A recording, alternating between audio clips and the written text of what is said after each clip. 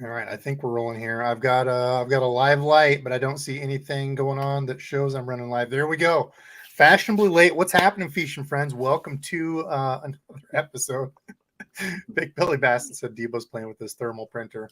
Dude, I didn't even know they were a thing. I'm still excited about that thing, and I've had it for weeks. Can tell I'm old, but tonight we should have a bunch of fun. I did want to call out the one member real quick. I saw a member join, Josh B. I don't know if he's in relation to the John B. Probably his brother. I know the Googans are a big fan of my channel. Dizzle single-handedly supports their lure buying, so I love it. But hey, tonight should be fun. We got, of course, the Dizzle down there. Randall, how are you?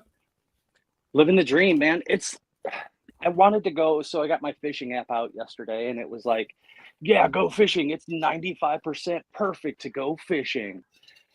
And I ended up getting stuck at the pikey frog topwater spot because I think I kept scaring something. I don't know if it was them otters or what, but I think it was otters because at one point in time there was a massive wake underneath just barely underneath the surface. Like one got scared and took off, and I cast it over top of it.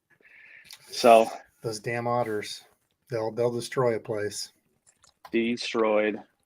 So we got the Randall, and we've got Josh B. real quick said that's a negative, no relation. All right, so not related to John B. We've got Mr. Brian Punch Fishing. What's going on, dude? How's it going, man? Appreciate the invite to come hang out tonight. I'm excited. I appreciate you making some time to come on. People, so I, and not being a jerk or anything about it, but I honestly hadn't heard about you until Gramps is live. It's fine. And that's not anything towards you, but I literally don't watch YouTube. I'm like one of the worst YouTubers because I should be supporting people out there, and I barely watch. So Gramps had you on. I'm like, oh, cool. He's like a super gear nerd, but on a lot of the higher price stuff. So the higher end things. I know you tinker in some of the mid-range and some of the lower stuff. I know you just got one of the Tatula XTs, which I want to pick your brain on. But Punch should be a fun guy if we want to go to any sort of gear talk tonight. I know he's obviously rocking the Mega Bass hat tonight. I've seen the Mega Bass rods. I mean, really all over the place, right? I mean, are you mainly a higher end gear guy or a little bit of everything? Yeah, that's an interesting question. I'm like tagged as being the higher end gear guy because that's like the slant. So yeah, so thanks. Yeah, so I get tagged as the higher end gear guy because that's where my channel that's the lane I'm kind of in on my YouTube stuff. But I'm just an overall gear nerd in general. Like I don't. So my stuff is skewed high end in the last couple of years, just because it's like one of those self-fulfilling prophecies. Like you start making content around a thing, and then suddenly that thing is now easier to get. So it starts to steamroll. So like, I do one like. The history is like I shopping for high end like many years ago. I would like Google on YouTube or I'd search on YouTube. I'd be like NRX or like Mega Bass Destroyer or whatever. And for a long time, the search results were pretty barren. Like there was nothing popping up. Like I was looking like many years ago. I was looking for I was like thinking about buying a NRX 893C, and I looked and there was like one guy who had a video and he was like, "This is a great spinnerbait rod," and I'm like, "Okay, like that's it." Like that's the only video on YouTube I could find is a guy who uses it for a spinnerbait. I'm like, there's got to be more to this. So I think like most people on YouTube, I just started making the videos that I couldn't find. Like I just wanted to make stuff that I wanted to watch, right? And so like I'm like, there's no one really talking about high-end gear that A, doesn't wear a jersey, or B, isn't sponsored by them or has some angle to sell them, right? Like there was no just completely average everyday Joe unbiased person making any kind of like thoughts and opinions. Tons of unboxing videos. Like everyone like gets a rod or reel and they're like, I'm unboxing. I don't know, this thing looks great, but then they don't actually use it. So like I like Batman, so I came up with like Batman code for like my YouTube channel. So like number one, I don't review or talk about anything if I haven't actually used it. You know what I mean? So like if I'm doing a video on it, I put sometimes months into using it. And number two is and see, go ahead. Oh, I was just going to say that's the hard part. Sorry to interrupt you, but dude, you bring up a great point because YouTube and gear stuff especially is so weird because like I try to make it very clear that this is just an unboxing and my initial thoughts. Like I feel like I have enough gear that I can talk quite intelligently about anything that I get my hands on, from feel to now some stuff. I'm not going to lie. I'm surprised when I get it out there and actually, put it to use like, wow, this actually worked better for XYZ than I thought. But for the most part, and I'm sure you're kind of the same way, when you get something, you can kind of feel it and be like, okay, I think it's going to work here, here, and here. I like this and that. I think this is something I might not like. But in the YouTube world, it's so weird because you almost have to capitalize on a lot of the gear and stuff right away. Because if you let it set, which is what I've done with a lot of gear for a year and a half, something else new comes out. Yeah, and nobody's looking for it. So it's like this double-edged sword of. So I've tried to get into like the unboxing thing first, and then I'm still trying to figure out the roundabout how to do the overview of everything after I've used it. Because I don't know, like if you've noticed, but on my channel, I've noticed like if a new rod or reel comes out, I do an unboxing and stuff right away. People are like, oh, cool, I wanted to see it. You use it for a while, and it's like, well, this didn't do too well. So, the key with that, or at least for me, is don't care about when you actually make the video or talk about it. So like, I for instance, I just did a review on the Megabass P5 Super Destroyer. I got that rod months ago. It came out a year ago. It's not like a hot rod anymore. Like, you know what I mean? But like, people keep asking me all the time, like, when are you going to drop the bull review and all these kinds of things? But it's like, I don't have a timeline for anything. I just post stuff when I kind of feel like it. When I'm like, I can use a rod or something for 2 weeks and have a good idea of like what I want to say about it. Yeah, but right. Exactly. Yep. Some stuff confuses the hell out of me. So like, I'll sit on a rod review, like the Megabass P5 Tequila Baccarat. I've owned that rod for over a year, and I'm not even want to make a video on it because I can't talk intelligently about it. I could make a video. See, I don't know much on the Megabass lineup, so. But yeah, you got to know the key, the fun names they have for everything. But anyway, my point is like, yeah, you're right. You can, you're experienced enough. I like your unboxings and first impression videos. I watch them all the time, and there's people like you that are really good at that. But I don't want to. I'm not like, I'm trying to be in a different lane than everybody else and just kind of do my own thing. It might not be successful. I put out like reviews or whatever content about stuff that's been out for a long time, and people don't watch it. I don't really care. Like, dude, the thing, that's the weird thing about YouTube though. You can come around and have things like that are old that still blow up. Like I'm not saying that because it's old it can't. It's just it's such a weird like algorithm that I can't break. Like there's videos out there that are horrible that do really good at launch. Like I'll be clicking through thumbnails and stuff like while I'm working on a spreadsheet at work. Yeah. And then like I'll spend like a lot of time on it. Like I feel like a good video, and it's like so much of it now is like thumbnail and like titling, almost getting that, yes, that running on the verge of a clickbaity type title to get those people in. Like it's weird. And I don't know the algorithm. I don't pay a ton of attention to my analytics. So I'm probably not guy to talk to, but yeah, I've noticed weird is like some of my videos, like I have some videos like a long time ago. I made a video about just the regular everyday Daiwa Tatula spinning rod. Like this was years ago. And it's like the video quality is terrible. There's something going on my phone. I used to record videos on my phone, like back when I first started, just because I didn't really want to spend any money or any real effort. I still don't, but like that video has like 24,000 views because like if you just search Daiwa Tatula, it's like one of the first things that pops up, and it's an old video. It kind of sucks. It's got a shitty thumbnail. Like it's just not a good video. Although I do have a lot of good information. Like I think I speak well about it in the video, but like it shouldn't really get that many views because the video itself kind of sucks. But it's greenfield. Sometimes it doesn't matter. It's greenfield. If it's the content. Yeah. If it's the content, like oftentimes people, especially people our age, we're both, the late 30s, early 40s mark, a lot of people in that age just want to know the information on the stuff. They don't really care if it's got fun B-roll and all this and that crap. It's just, I'm looking for this stuff, so what do you have? I've never shot a second of B-roll in my life. And when I do videos, I try to do it all in one take. I don't like editing. I don't like B-roll. I'm lazy when it comes to this stuff. And like, I'm simple when it comes to it too. Yeah, and like I'll do the least amount of work, but I try to get everything when I shoot a video or review or whatever. I try to get it all in one take And if I don't do it right in one take, I will literally do the whole video over again. I have some videos where I have like 8 stop and starts before I like get through what I want to get through. Like a smart person would just cut, like you'd edit, go back to where you're at and like make cuts. But I'm a psycho, I guess. I don't know. That's like self-inflicted pain. Like, I don't know. You probably every time you walk out the door, you hit your head on the door just for fun, I guess. Yeah, I guess. But I don't know. I talk for a living in my job. I guess he says. I guess I talk for a living at my job, so like I try to take YouTube as like a batting cage for my actual real life job. So I got to present information. I do pre-sales for a IT consulting company. We do cloud work like AWS. So I'm like kind of I'm like a cloud geek. And Cloud nerd. I secretly do Instagram and YouTube content to just work that muscle of like relaying information clearly and talking and not being nervous, and you know what I mean. So like, I don't know. It's kind of almost like I said, it's consistent practice for my day job. Yeah. So let's get us into some gear talk. I was going to peg you for some questions here, but I am way behind on chat.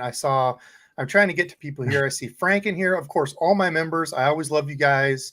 I tell you so much. I'm way past 100 now. I think I'm at like 110. I don't know if G-Fan's in here. G-Fan's going to be joining me. Of course, Randall. Hopefully I can steal him for a day next week. It was supposed to be this week. I keep looking up there. You guys aren't up there anymore. Y'all are down here. But members only. There will be a Metanium giveaway because, speaking of, I did see Mr. Jim Tackle Junkie in here. Said what's up to us. We go back and forth about what's that? You're giving away a Metanium? We are, yeah. Jim and I joke about it enough. I see Shannon here too. I pegged you guys. I'm gonna join. But I see. We give each other enough crap about it. We always try to lie in each other's streams to get people hyped up and then pissed when they go there and there's not a Metanium. So I'm like, you know what? I'm breaking down the yen is cheap now. JDM stuff is cheaper now than it's been in a long time, and I don't really. That's something too. I was going to pick your brain on some JDM stuff because I know you're a JDM guy. I've just barely started dipping my toes in it, and that's kind of where I want to start tonight because Paul had a good question here. Oh, but anyway, sorry, squirrel. Metanium giveaway on my members live next week. G-Fan's going to be joining me. He's been a longtime subscriber. He's sending some awesome subscriber boxes for unboxings. A lot of JDM stuff. G-Fan's one of my JDM dealers. Nice. So yeah, Metanium giveaway. You'll get to pick it right or left. I'll purchase it after, and then it'll just be some shipping time and stuff. But that's what we're doing for hitting 100, and I think I'm at 110, 115 members. So that's awesome. Y'all paying to do that it's freaking awesome, man. So Paul, though, so we're gonna start you out. We're gonna start picking your brain on some gear. So if y'all have gear questions, I'm gonna try to zip through here pretty quick and see. But Paul says, I'd appreciate your take on the Daiwa Zillion, and I'm thinking this is like the SVTW. Yeah, the silver one. Yep, the new silver 20 was that 21 came out. Yeah, it came out last year. What are your thoughts on it? Where does it rank? It's probably the best real Daiwa's made in years. It is absolutely fantastic. Yes. Yeah, I use it. I have 4 of them now. Wow. I use them on. I use it on my jerk bait setup, my top water setup, and then I have 2 jits I use randomly on whatever. But yeah, it's really Daiwa knocked that thing out of the park. It is amazing. It's not. What's weird though is it's not. I think its only complaint for me is it's not a great dock skipper. I don't like. So for some reason at SV boost spool, like I skip just as fine with like the regular SV spools versus the new boost that's in the, because the boost is just like a secondary extension second movement. Yeah. And I think that's more for longer casts, I guess. But like, yeah, I'm not super impressed with more for heavy lures. Yeah, like a little bit heavier lures, longer casts. Yeah, I'm not like super impressed with the Zillion as a skipper. But I mean, it can do it, but it's not like lights out. But yeah, that's such a good reel. And the thing is, like you mentioned, the JDM, you can get JDM Zillions right now when they're actually in stock for considerably cheaper than the US. Like the US one's $350. I know people are picking up JDM Zillions right now for like under $250 or around $250. So it's like over 220. I think when I looked last, that I could get. Yep. And like the Metanium, I think you can get that Metanium for like $240. So it's like, dude, and that's like a 400 and what, $50 reel or something. Yeah, Crazy. yeah. The Titanium, I think, is overpriced for what it is, but I think can I tell you a JDM Zillion story quick? So I ordered one when it first came out. I wanted to try the JDM one with the aluminum gears versus the US one with the brass. Yeah. I bought the JDM. I got it in the mail. I was all excited. I put it on the back of my truck because I was gonna like throw it on a rod. Got distracted, drove away. Reel was on the back on the tailgate, like on the top, my topper on the truck. I got to my boat ramp and I'm like looking for it. I'm like, oh, I have a lake really close to my house. Gone. Yeah. I got back in the truck and I'm like, oh, maybe it fell off the truck and it rolled off to the side of the road. I was just curious, like where it was. It got smashed by a couple cars and I saw line all over the road. So I owned a JDM Zillion for about 15 minutes before I destroyed it. Yikes. And that was when I paid. That was when the yen was strong. I literally paid. It was $300. Like I threw $300 down the drain in like one trip to the yeah. Hey, so I got this reel in shipping. I don't know what FedEx did to it, but dude, it's mangled. I need a new one. Yeah, I know it got pulverized by a car. I feel bad for someone who's driving down the road and it's like thump and they hit Daiwa Zillion in the middle of the road. So yeah, I surprised someone with a loud noise when I ran it over. But no, anyway, point is Zillion's awesome. It's literally the best reel that Daiwa is making right now. I think it's one of the best bait casters out right now, especially at that JDM price that you can get it at right now. I don't know what can beat it at $220. It is it's super smooth. It's really easy to dial in. It's got a fantastic tactile functionality to it. Like the clicker is like they took the really nice adjustment click from the Steez and they brought that down to the Zillion. It's palms nice. They made a nice package. It's real small. It looks good. The handles are pretty good. It's got the clicky drag. I freaking hate those handles, dude. It's not. Yeah, I know what you mean. I shouldn't say I hate them. They're not the worst handles I've had. I just dislike them compared to like the old Daiwas. Right. This reel is. I'm gonna bring up the Corrado 150. If anyone wants to talk about this. Yeah, I saw you had some thoughts on that one. See, I haven't had any issues with that one, but I did notice the Corrado 70. The drag felt a little light on it, but I was using it for treble hook stuff, so it felt good. I haven't done the 70. They're too small. I got big hands. I'm like a big dude. I don't like the 70 size reels for the most part. How big are you? 6'2". Okay. 6'2". So yeah, you're about my size. Yeah, like 6'2", 215-ish, something like that. Yeah, I'm put on a little bit of weight. I don't like 6'1", 235. I'm a little husky right now. So that's those small reels. There's almost like some of them are almost too small. You can get your like finger all the way around. Like that's what, and I think that's one knock on Daiwa that people don't like is they are a little bit bigger, like longer frame. So I think if you have small hands, I don't think they fit as well for people. That's what Randy, I know you're a big guy of getting your, before you buy it, get your hands on it, try to test it out a little bit, because I don't care if it's $1,000 reel. If it's not comfortable to fish, you're going to end up fishing something else that you like to hold more. You know what's crazy? Yes. I got back that Lose finally from Debo, finally gave it back to me last week. And sorry, after having it for like 6.5 years. And I put that on a rod and still didn't get the review of it done. And I'm which Lose? What's it? The custom pro, I think, the gray one. Yeah. Oh, okay. And that thing is tiny.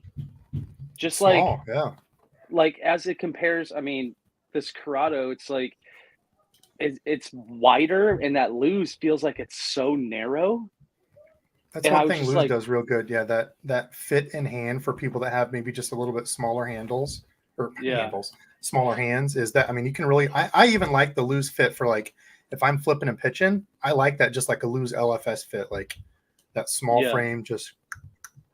Mm-hmm. Yeah, I was like full on trying to cast it, and I'm just like, I felt like my thumb was going over way too far, and I was missing the spool trying to thumb it, because it was yesterday when it was blowing 90,000 miles an hour. Yep. So yeah, ridiculous. Okay, so let's see. I did see Jig Squad in here. Kuda said, I'm sponsored by the mob, all cash. What? I'm gonna have to find your cash feed and get in on that, Kuda. What do we got here? Debo the Renaissance Man, W Tracks. I don't know that I'm a Renaissance man, dude. What's the definition of a appreciate the Renaissance man in 2022 exactly? Yeah, I don't know. I mean, I'm just a guy doing my thing, doing the YouTube, but I appreciate that you're here. Dizzle's back to normal with his hat backwards. Yep, he's not in trouble.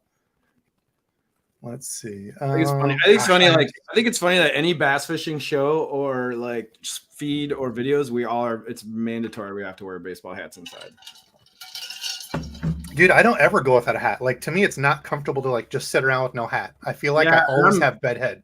I'm super bald, so a hat is a tool for me. So I didn't even realize we're 20 minutes into it. Got 225 viewers now. We forgot to completely talk about. We're doing a giveaway. Punch, do you still have your? Are you still doing the card? Okay. I got this. So I bought this myself. So yeah, Omnia $50 gift card we're gonna give away tonight, so someone can go have some fun. Dude, that's awesome of you. So in the description, I linked Punch's code. If you go over to Omnia, I didn't put the percent they can save though. I just said use 15. code. It's the usual 15. 15. Okay, so it says 15%. Use Punch's code, and I think is that good for one a month? Like yeah, so Omnia, so Omnia has certain affiliates like me and Rich and a couple other folks that we get like a rotating monthly code because it's a one-time use. So you can use it once, and then the next month we have another one. You get to do it again. So you know, so that's cool of them. The one-time use is it's easier to do metrics around because if you kind of like leave an open sense. If you leave an open code on the internet, it gets grabbed by bots and like goes to those like coupon websites, right? And then all of their analytics on how you're doing as like an affiliate get trashed. You know what I mean? And so the reason for the rotating codes is to like make a moving target for the coupon bot websites. Because there's bots that go all over YouTube looking for coupon codes, and then they throw them into these sites, and then they have ads around them, right? You know, we've all seen them, right? You've all Googled codes and got into these sketchy websites. Yeah. But yeah, so Omnia is being proactive about that with like, that's why our code changes every month. It's to make the old ones that have hit the coupon websites dead. And then, you know, then they get really good, crisp analytics. Gotcha. Okay. So yeah, use his code 15% off. I linked it in the description below. Sport Punch, good cat. Go check out his channel. Like I said, he's a gear nerd, which I absolutely love. I could sit and talk gear forever. I love getting into it. I love taking reels apart, looking what's in them. You know, how does it make this reel different? And then, you know, like Punch said, getting out and actually fishing them. Like, you can talk on paper, this is better than this, but I feel a lot of people do that. And, you know, like you're saying, they haven't even really put in the time. So, and it's, you know, it's kind of a fine-edged sword. But I'm also going to do a giveaway. I was in the middle of getting stuff ready. My parents came up. They're actually still here with the puppies. So they got a little Brittany pup. Dad's getting her trained to do some pheasant hunting. And then my stubby dog was having fun playing with her. So I was doing that stuff. I didn't get everything ready, but I'm going to get a bag of, I don't know, it'll probably be $50 worth. I found a bubonic Ketchco square bill. No clue where it came from. I think a random mystery tackle box.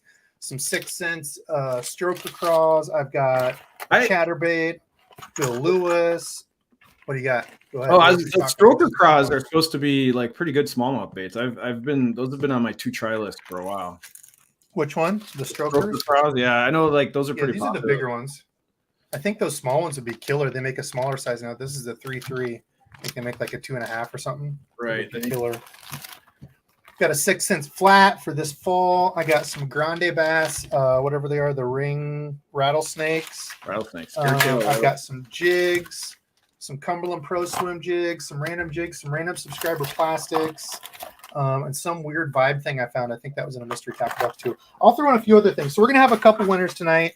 We'll probably go for Punch. Do you have a time to be off? Are you good for like an hour and a half of streaming? I got nothing going on tonight. This is it. All right, good. We're gonna be getting into all sorts of gear talk, and I'll throw in some other things, and we'll do a couple different giveaway winners. So, Randall, you get to pick the next question. I'm gonna put you on the spot. I'm gonna ask him mine, but I want you to go through and see if you found anything fun or if you have any fun questions to throw, and we can all throw it too. Like we can all do our favorites. I was gonna say I actually do have a question, but it's not Yeah. related to anything that I've seen so far. So Oh, that's all right. earlier, Debo said that you're considered the high end or the high dollar combo type of guy. Yes. So like, where are we talking? Like, what's your lowest, and what's, I guess we don't necessarily need to know highest because Oh, it can go as high as you want. But what's your minimum that you're usually taking out when you go out for a day of fishing? Real quick, I'm going to jump in on this. Dave, so I'm sorry, it's a YouTube issue that they know about. The memberships, you should be able to join on the video description below on any video, but for some reason on phones, it doesn't work for some people. So I would say try joining on a computer. Otherwise, I don't know how it'll help you, man. I'm sorry. YouTube needs to get their crap together. So, okay. Anyway, go ahead, Punch. Sorry.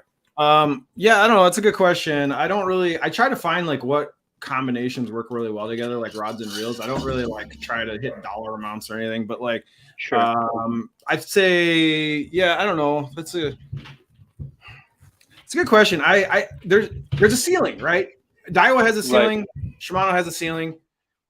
Like you can't really spend more than $600-700 on like a rod or a reel these days in the bass world. You can go way above and beyond that in fly fishing, salt fishing, salt water, yeah, musky fishing. Like there's worlds outside of bass fishing where $800 is like mid-level, right? Like that's not even like that big of a deal. But I think it's funny, like bass fishermen, when they see you have like a $500 rod and like a $500 reel, that's like it's bougie. But if you go salt fishing, that's like a entry level setup. Like, you know, they're turning their nose up at it. Yeah. Well, you know what I mean? But yeah, I don't know. I think I roll around with a lot of, I'll say usually my rod locker is worth more than my actual boat. Yeah, that's really easy to do. Like as I'm thinking about it, going out and just having, so if I go out with like, 7, 8, at most 10 combos, I'm looking and I'm like, okay, well that reel's $150-200, and there's 10 of those, and then there's the rods on top of them. So I mean, it's not hard to really kind of get up there.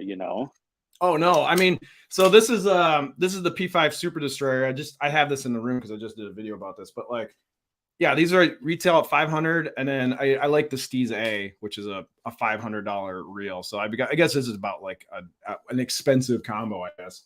So about $1,000 at retail, but nobody pays retail for high end. That's like the biggest thing about high end gear is the higher end the gear, the bigger the discounts you get. Usually, well, at least pre-COVID you did. Nowadays it's a little trickier. But yeah, no, I don't know. Gabe, 10 horse money in the house. I did think that earlier, Gabe. Dizzle was down there looking at a UFO off to the side. Sorry, we got distracted there. Go ahead, Punch. What is it? There's someone. Oh, but yeah, no, I mean, I like everything. I mean, if there's like, I like low-end gear, I like middle-end gear, I like high-end gear. I like a little bit of everything, but my YouTube channel skews to the high-end because that's the lane I've decided. That makes sense. Output. Plus there's not a lot of it. Like you said, there's not. Sorry, I think there's a little bit of a delay. I don't mean to keep talking over you. I'm trying to jump in at quiet parts, and I think I'm jumping in when you're already talking. I was going to say, yeah, and you're right there, because there's not a lot of people that do the high end, like actual gear reviews. So if you're in, a small niche, it's going to do that much better too. Right. Well, it's funny because like when I was getting into high end gear so for a long time I used everything mid to low end, and then I started getting kind of interested in the higher end stuff because I got a better job. I was making a little more money, and like I was just like I was kind of bored with the cheap stuff. I'm like I fished with some people's higher end stuff. I'm like, it's kind of nice, and I started trying to research it, and the only places you could really find information was Tackle Tours forum. There's a lot of bougie people on Tackle Tours. Real good one. But they were like a super niche community, and they're not like I don't know. And you got to post a lot on that forum. You can tell some of their stuff is skewed too. Like when they do their reviews, it's like, oh, I figured that was going to do well. But Tackle Tour has a forum, like a website. Oh, so they have. I thought you meant the reviews. Yeah. I'm sorry. I don't do forums. Yeah. So the thing is, Tackle Tour has the website. They also have like a forum, like a message board, and that's been like a really good spot for high end gear nerds to like hang out for years. but you have to like have a certain number of posts on there to unlock other sections of the forum, so they know you're like a real person. And so there's like a little barrier to entry. It's kind of like an inside club. But like, yeah, researching high-end gear was kind of shitty because you could like go to the store and talk to like people. Like I have a bunch of local tackle shops, and you go there, and some of them are really good, some of them aren't. Like giving you information, and there's like nothing on YouTube, and there was like tackle tour, but and there's Tactical Bassin. They do their high-end rod thing every year, and I used to watch all those videos, and then I just wasn't satisfied. I was like, there's just not that much good high-end information out there, so I just decided to try to make some. That's cool. So that's kind of your story into YouTube, and it fits pretty close to mine too. Like when I got into it back in like 2016 into 2016 into 2017, there was a lot of like how to and like trying to help people out, but it was boring as hell. Like a lot of the stuff I get over was like, I think I can try to make this fun for people, because people are like, yeah, you're a pretty good teacher. I'm no pro, but that's kind of the same thing that got me into it too, is like, I'll try to help people and like make it fun at the same time, because fishing should be fun. It's like, if you try to have fun on any of these things, people are like, oh, we're just here to learn. Blah, blah. So anyway, trying to find that, that middle ground of, that's right. That's where I think you and I are a lot alike. We're more into like the fun side of it and the tinkering side. Like I like tournament fishing, but I'm not like a tournament angler. I do it because I like hanging out. One of my best friends, Josh, him and I tournament fish together, and I like just tournament fishing as an excuse to hang out with him every couple of weeks and go fishing. You know what I mean? It's like just get out, have a few beers, and we have a good time. But other than that, I'm not like super serious about fishing at all. It's just like it's my escape. Like I don't even like touching my phone when I'm out fishing or that's why I don't do underwater. That's why I don't do underwater videos, because I don't want the stress of like getting footage and like cameras. And all it is, man. I just want to go. How many times have we got spun out trying to get footage instead of just fishing and having fun? Right. It's the classic DEBO of, we just got to catch 17 more fish, 27 5-pounders. I just got to catch 10 more 5-pounders today, and we'll have a video. It'll be all worth it. Yeah. I'm in front of a screen and on technology all day for work. When I go out fishing, I just I literally throw my phone in one of my boxes on my Skeeter, and then if I have a smartwatch, I throw it, and I just disconnect for a couple hours. That's my way of relaxing. And then the wake boats come out, and then it's not relaxing. Right. Oh gosh. Hey, also real quick, is we're still on the high dollar. Oh yeah, keep going. Have you got your hands on a Xenon yet? I think it's a Xenon, Abu Garcia Xenon. I have, in theory. So the Xenon stuff is interesting because Abu poached one of the Shimano guys to build that line, like the rods. Okay. So one of the guys who was like I forgot his name.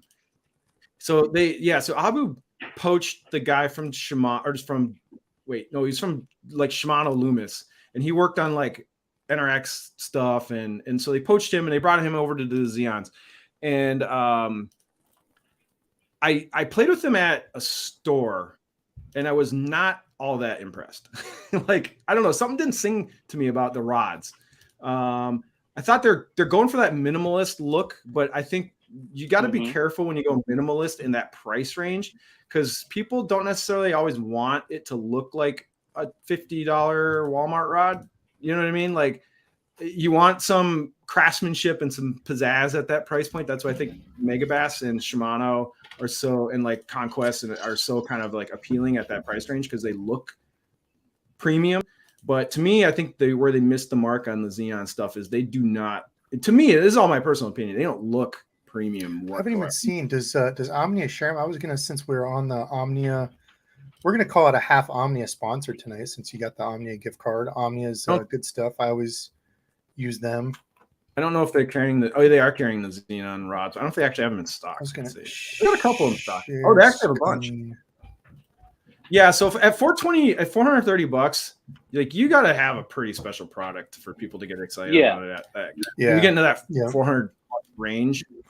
And they went with like this carbon fiber accents on the lock nut and on the handle, and I don't know what guides are on these things.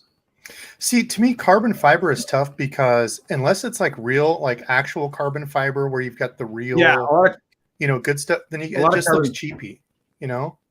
Yeah, no, I agree. I think carbon. I mean, Megabass does carbon fiber pretty nice on like the grip on the P5s. Like it's all glossy and it looks super premium. But yeah, I don't know. They've got the good titanium guides on it. Yeah, I wonder if they're titanium Nitride. SICs. Yeah, nitride. I don't know. Have you tried these things? I haven't. Silicone. I have not tried the rods. I actually got my JDM guy got me a Xenon reel. Do you have a bait caster? Me? No, I literally haven't bought an Abu Garcia product in probably about 5 years. Okay. Abu Garcia stuff. What? Oh, go ahead. Oh, sorry. I'm sorry. There's the delay. The damn delay, Punch. I'm not trying to talk over you. Now I am. No, go ahead. Make it a point. But as soon as it's quiet, I try to jump in, then I hear it going. And I'm like, oh, I'm talking over him again. I'm not a prick. Not that big of a prick. Sort of a prick. No, you're he is. Yeah. Shut up, Randy. Anyway, so I do have the casting reel, and kind of the same thing. Like I'm going to do an unboxing / initial thoughts because I took it out, was using it, and I've got some things that like, man, it does really good. But once I cast it and started reeling it in, I'm like, man, this is not and I think it retails for like $450. I'm like, they should be ashamed that they let this. Yeah, it's a magnesium frame. I got the MG or whatever. I forget what the JDM version is. It's not the BFS stuff. Not into the BFS stuff, but it's like just the regular, like kind of lighter weight. Whoops, I'm sorry. I thought I was still on the rod for anybody looking. The lighter weight magnesium kind of all around. But yeah, I'm like, man, how did they get this out? And I like Abu stuff. Like there's some things like the Revo SX, I think is a great reel at like $150. You can find it for, $100 all day. And I think that's an awesome reel for that price. But man, like you said, once you start getting up into 400, $500, like it better be a pretty darn good, piece of equipment. So yeah.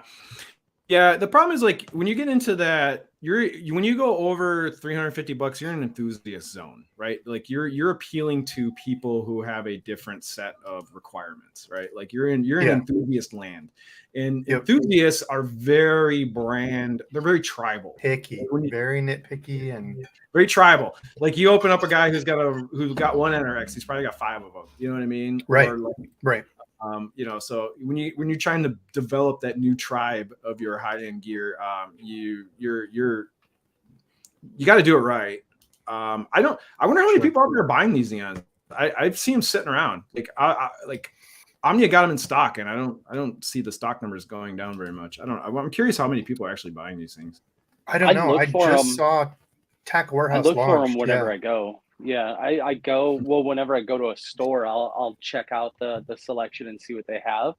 And I haven't even seen one like on the shelves. And granted, it's Iowa. There's not a whole lot of big fishing places around here, and I haven't been to a Bass Pro for a while. So what's funny is the spinning reel. I have played with the Xenon spinning reel. So we have this like big trade show up in Minnesota called the Northwest Sports Show, and Abu Pure Fishing was there, and they had the Xenon rods and they had the spinning. They didn't have the bait caster yet, so I played around with a lot of the stuff.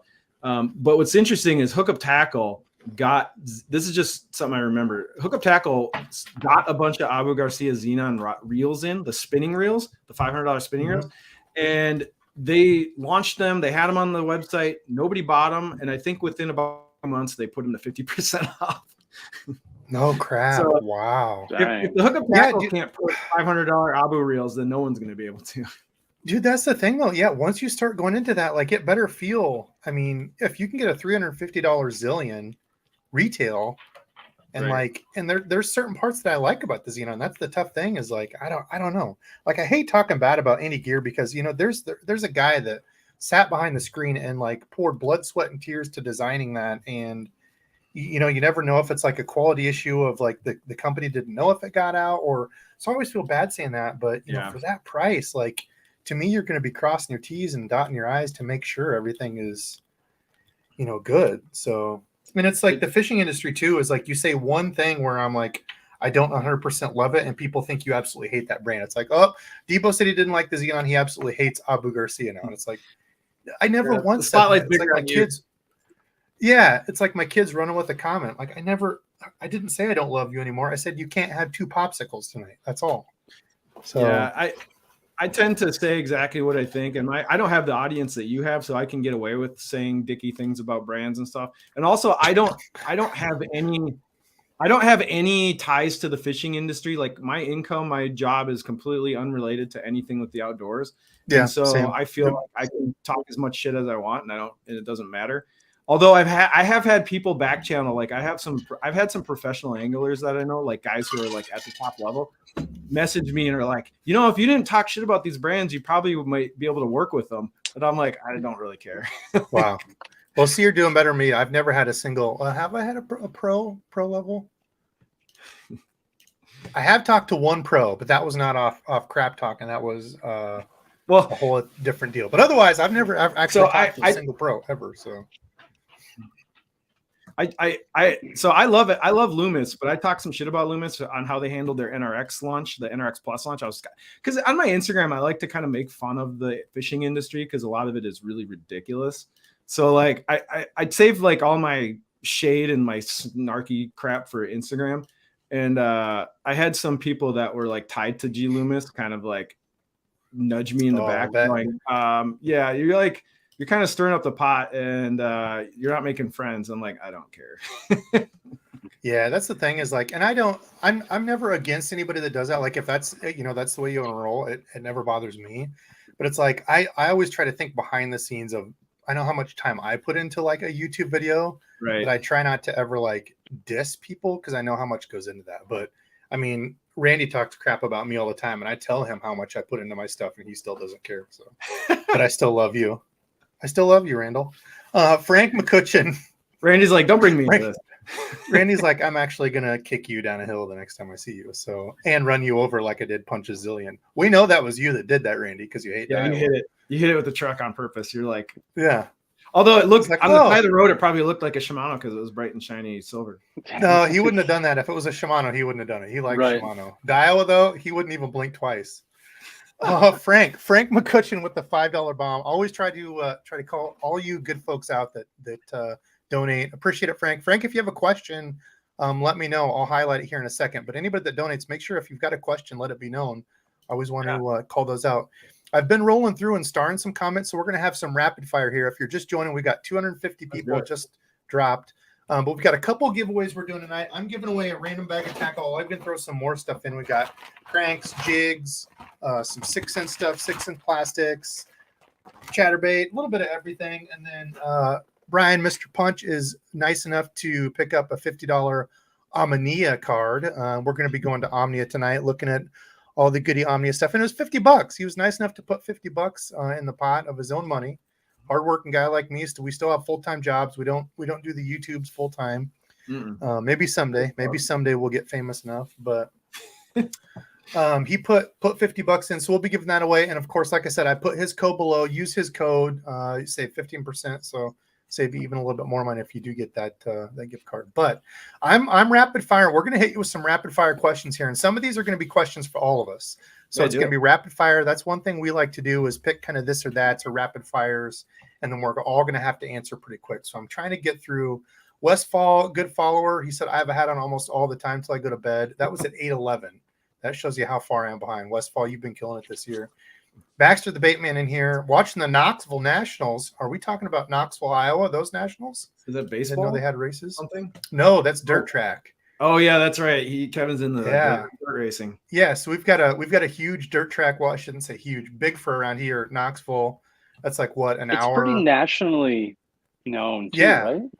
Yeah. It's a big for us. I mean, we don't have a pro team here in Iowa. We don't have a lot of stuff. So dirt track, Knoxville National, that's big for us here in Iowa.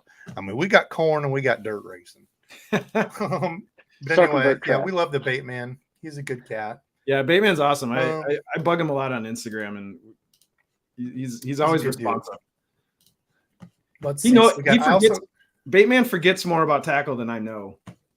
Yeah, for sure. He's an absolute tackle junkie nerd. That's why I absolutely love it. Gabe 10 Horse Mining here. So I'm going to start scrolling through questions as I'm going. But Randy, did you say you had another, actually one that you started, and I don't think we answered it. Punch, what would you say is your favorite? And we're all going to answer it. This is one for all of us, kind of a quick rapid fire. Okay. Oh, there's Punch's code and stuff. I should have put that up to run it on a banner. I don't even. It's not that big a deal.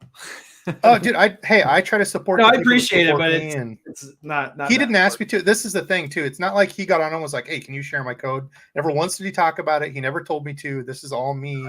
Like I said, try to support other people that support me. So appreciate it. Anyway, I'll leave that up there in case you want it.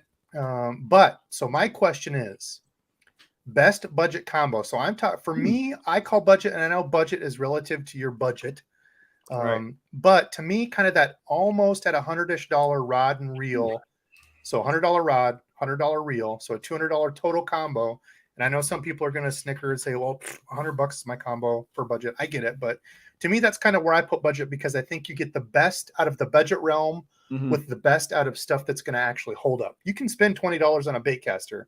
Is it going to last that long? Probably not. Some of the ones I've tested have held up for like one big fish and they're roasted. And I'm talking about a big fish here on DEBO'S land. That's like 1.5 pounds, and they're roasted. So $100-ish reel, $100-ish rod. I'm going to go first because I'll let you guys think. Because Randy, you have to answer it too. Quit looking at UFO pictures. It doesn't matter. You can go either one. I was actually going to say casting, but yeah, go whichever way you want. I'm the spinning rod nerd, so I'll go spinning. Yep, go whichever way you want, dude. Everybody's welcome here. We don't care. LFS is going to be my pick. Lose LFS baitcaster, I think, is at the top of the heap for $100 reel. For rod is where it's tough, because I think there's a lot of really good, like the thing with technology and Punch, that's probably something you can talk about too. Going from stuff that we used to use, because have you fished? We didn't even get in your 30-second elevator speech. Have you fished your whole life? Like, has that been a thing that you've always loved? I've been bass fishing since I was 15. So, and I'm 41. So yeah, I put a lot of years in. So then the stuff that we used to use, like the old glass rods that literally felt like an actual pool cue. People talk about pool cues now, but an old 6'6" rod, which was long back then, when I was learning to do that stuff, is completely different from now. You can spend $100 on a rod, and it's like technology has just come, so far. Yeah. So for $100 rod, I mean, I'm not sponsored by Lose or anything, but the TP1X is one that comes to mind. I really liked it. The Dobbins stuff, the Dobbins Maverick, I haven't got to put a ton of time in with it, but let's say a Dobbins Fury, use an Omnia code or watch for a tackle warehouse sale, a Dobbins Fury. Those are just a couple of mine off the top of my head. So we're going rapid fire. What do you guys got? Who's going? I'll let Dizzle go. Yeah, I was gonna say I don't have a reel because I haven't been in that market. Usually mine are unfortunately pushing the $200 mark nowadays, but I'm thinking the rod. I just picked up that Jordan Lee casting rod and I'm using it for my jig, and it's it's like $99.95 on Tackle Warehouse right now. I think I really, really like that rod. There's just something about it. For me, I really like the feel of a lot of the Abu rods. I don't know what it is. I moved away from Abu reels recently and, gotten into Shimano and unfortunately some Daiwas and things like that. But I really, really, I can't get away from the Abu rods. I just like the way that they feel. I know. I love the trigger. What was it? Dude, I love the curved trigger, the big trigger. It feels like I'm never going to lose that compared to like a St. Croix. Like, I think it's the Victory that has the little one, like the little tiny reel trigger. Yep. And see, my dad loves those. He if he could have a rod with no reel trigger, it was just flat there, that's what he prefers. He hates like a big trigger. So that's where it's weird. It's like it comes into even if I gave you a $300 rod that didn't fit comfortable, you'd probably go back to a $100 one that glues in your hand and feels good. That's the hard part, that it's hard to explain that to people. I can't get the picture of, and I hate saying this out loud because I love myself some St. Croix rods, but the picture of that like pistol grip musky rod that they came out with this year. I got a lot of I know a lot of the back drama on that thing. Yeah, I read your story. I didn't know all that. People were, when we were talking about it, because I'm not going to say I made fun of it, but for it to win like best of show, I thought was pretty crazy. I'm like, the Legend Tournament Bass line, I think, won the best of show, not that specific pistol. Oh, really? Yeah, I think they didn't explain it that way. I think their award was for the Legend Tournament Bass line because they brought all of them because it was a whole launch. And the pistol grip swim bait rods were just a couple, like 2 or 3 rods. That's what they showed on every one. So they did a crappy job at explaining that then. Yeah. I'm like 90% sure it was an award for they don't award a specific rod. They award like a series. Well, now I feel like a prick. Also, keep in mind, this is the same award that was given to the Snot Green 13 Envies, or wait, not the Envies, whatever. You remember the 13 came out those bright green rods? The Fate Black 2s? They won ICAP Best of Show. So it's not exactly like a storied. Well, I've heard there's all sorts of politics behind ICAST that. Do you know about the politics about this? I'm not even going to get into it, but I know there's a whole backstory of other stuff with ICAST. Yeah. So you can explain the pistol grip thing. That might be interesting because I kind of talked some crap on the pistol grip thing, and I didn't know there was that story behind it. So if you want to touch on that, I'm going to go through and ping some more this or that's real quick. Okay, so I'm going to answer the question. So my favorite $100 rod. Oh yeah, sorry. My favorite $100 rod that I currently am using is the new Daiwa Tatula. I have the 7'3" spinning rod for $100. The XT Tatula XT, the new XT. Yes. So the plus side is they are gorgeous. They fish really nice. I'll flip it over. Anyone can I'll tell you this. If I was 15, 16 years old and I bought this new Tatula XT, I would think I have a pretty dope rod. It looks like a $200 rod. It looks as good as a Zodius or maybe even better. They look sweet. Half the price. In person, it is beautiful. They took a lot of the styling cues from the Rebellion and basically cut and pasted it to this. So it's really like a slightly cheaper version of a Rebellion as far as cosmetics go. And it actually fishes really well, the spinning rod. So here's the problem. You're not going to be able to find any. Daiwa and Shimano are having such problems getting inventory to anybody.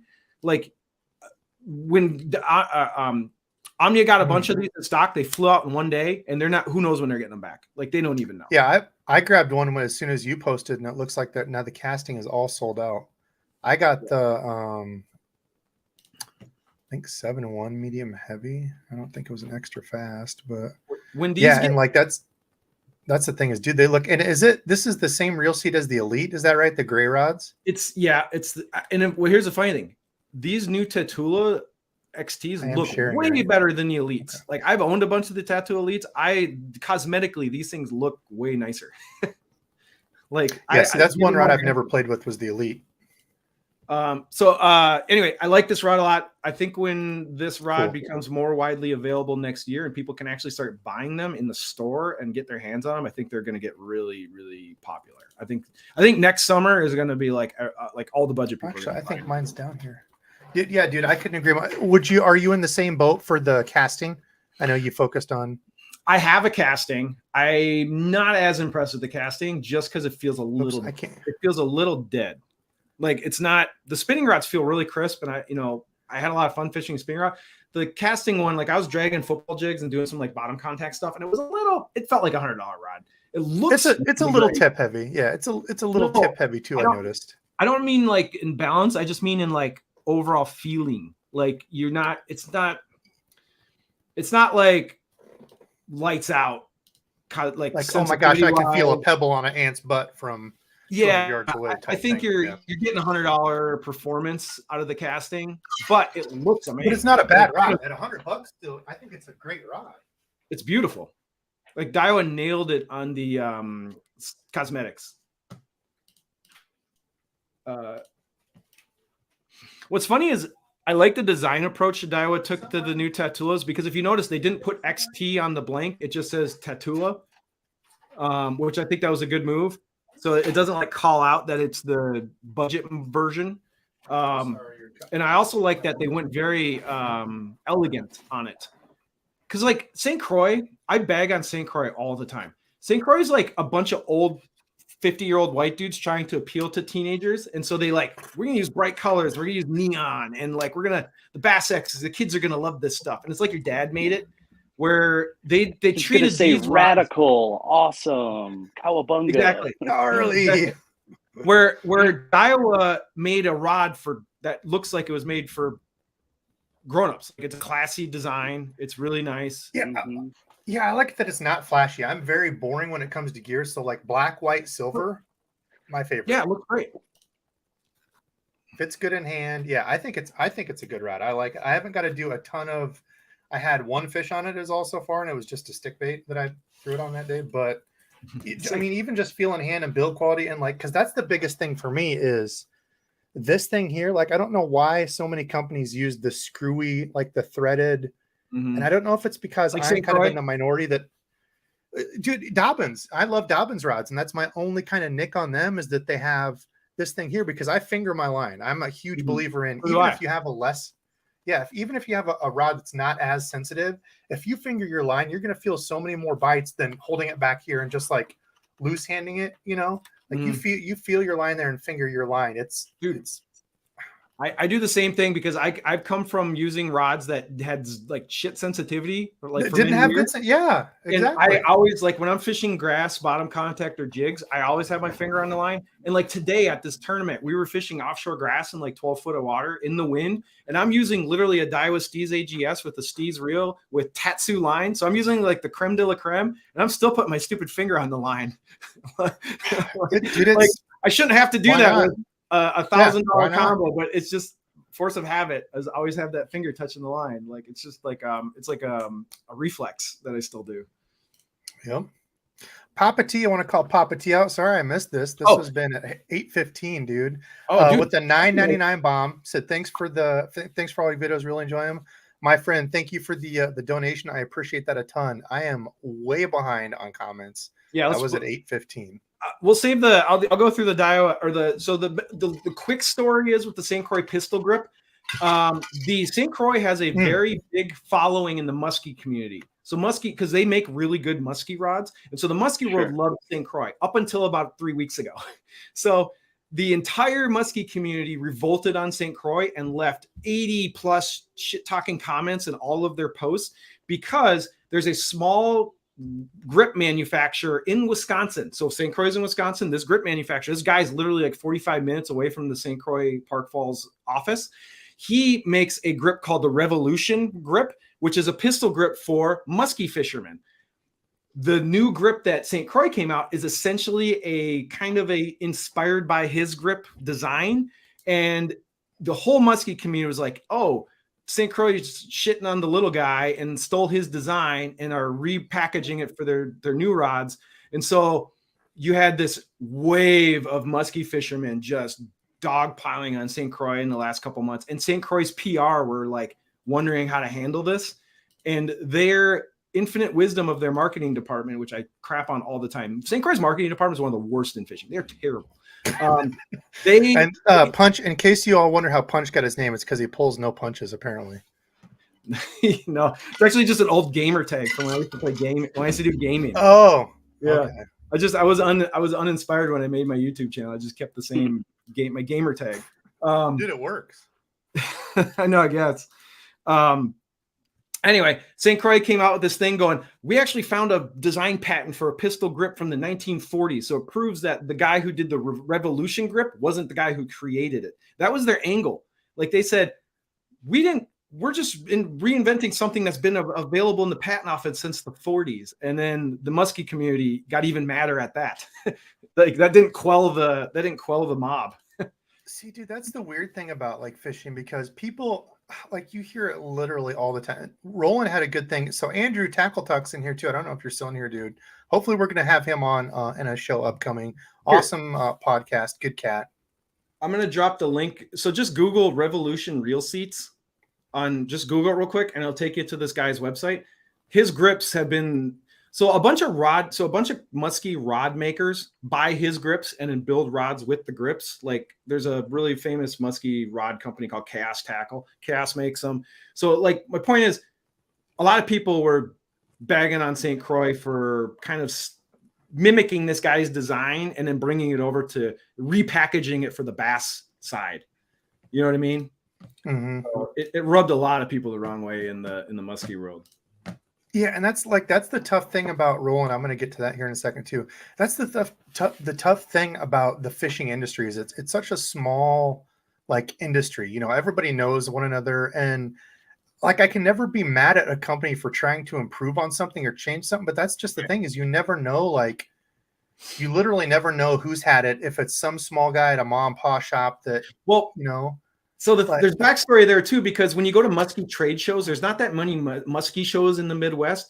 Like the muskie shows, there'll be literally a St. Croix booth, and then this Revolution Real Estates guy will have a booth in like the same row. Like they know each other. Everyone like knows each other's stuff. So a lot of people were. So St. Croix got a lot of blowback on that, which I found very entertaining. So Roland had a good question here. I guess not really a question, but a statement. That's what I always say. Higher End Gear has been a better fishing experience for me. And I think he summed up Higher End Gear. Can anybody go out? KVD could go out with $100 rods and reels. Absolutely. And still absolutely obliterate me in a bass fishing tournament. Wheeler does. Yeah. You see a lot of these guys. Wheeler's rods suck. Like, have you ever handled Wheeler's Ducket rods? They are super minimalist. The handles are super cheap.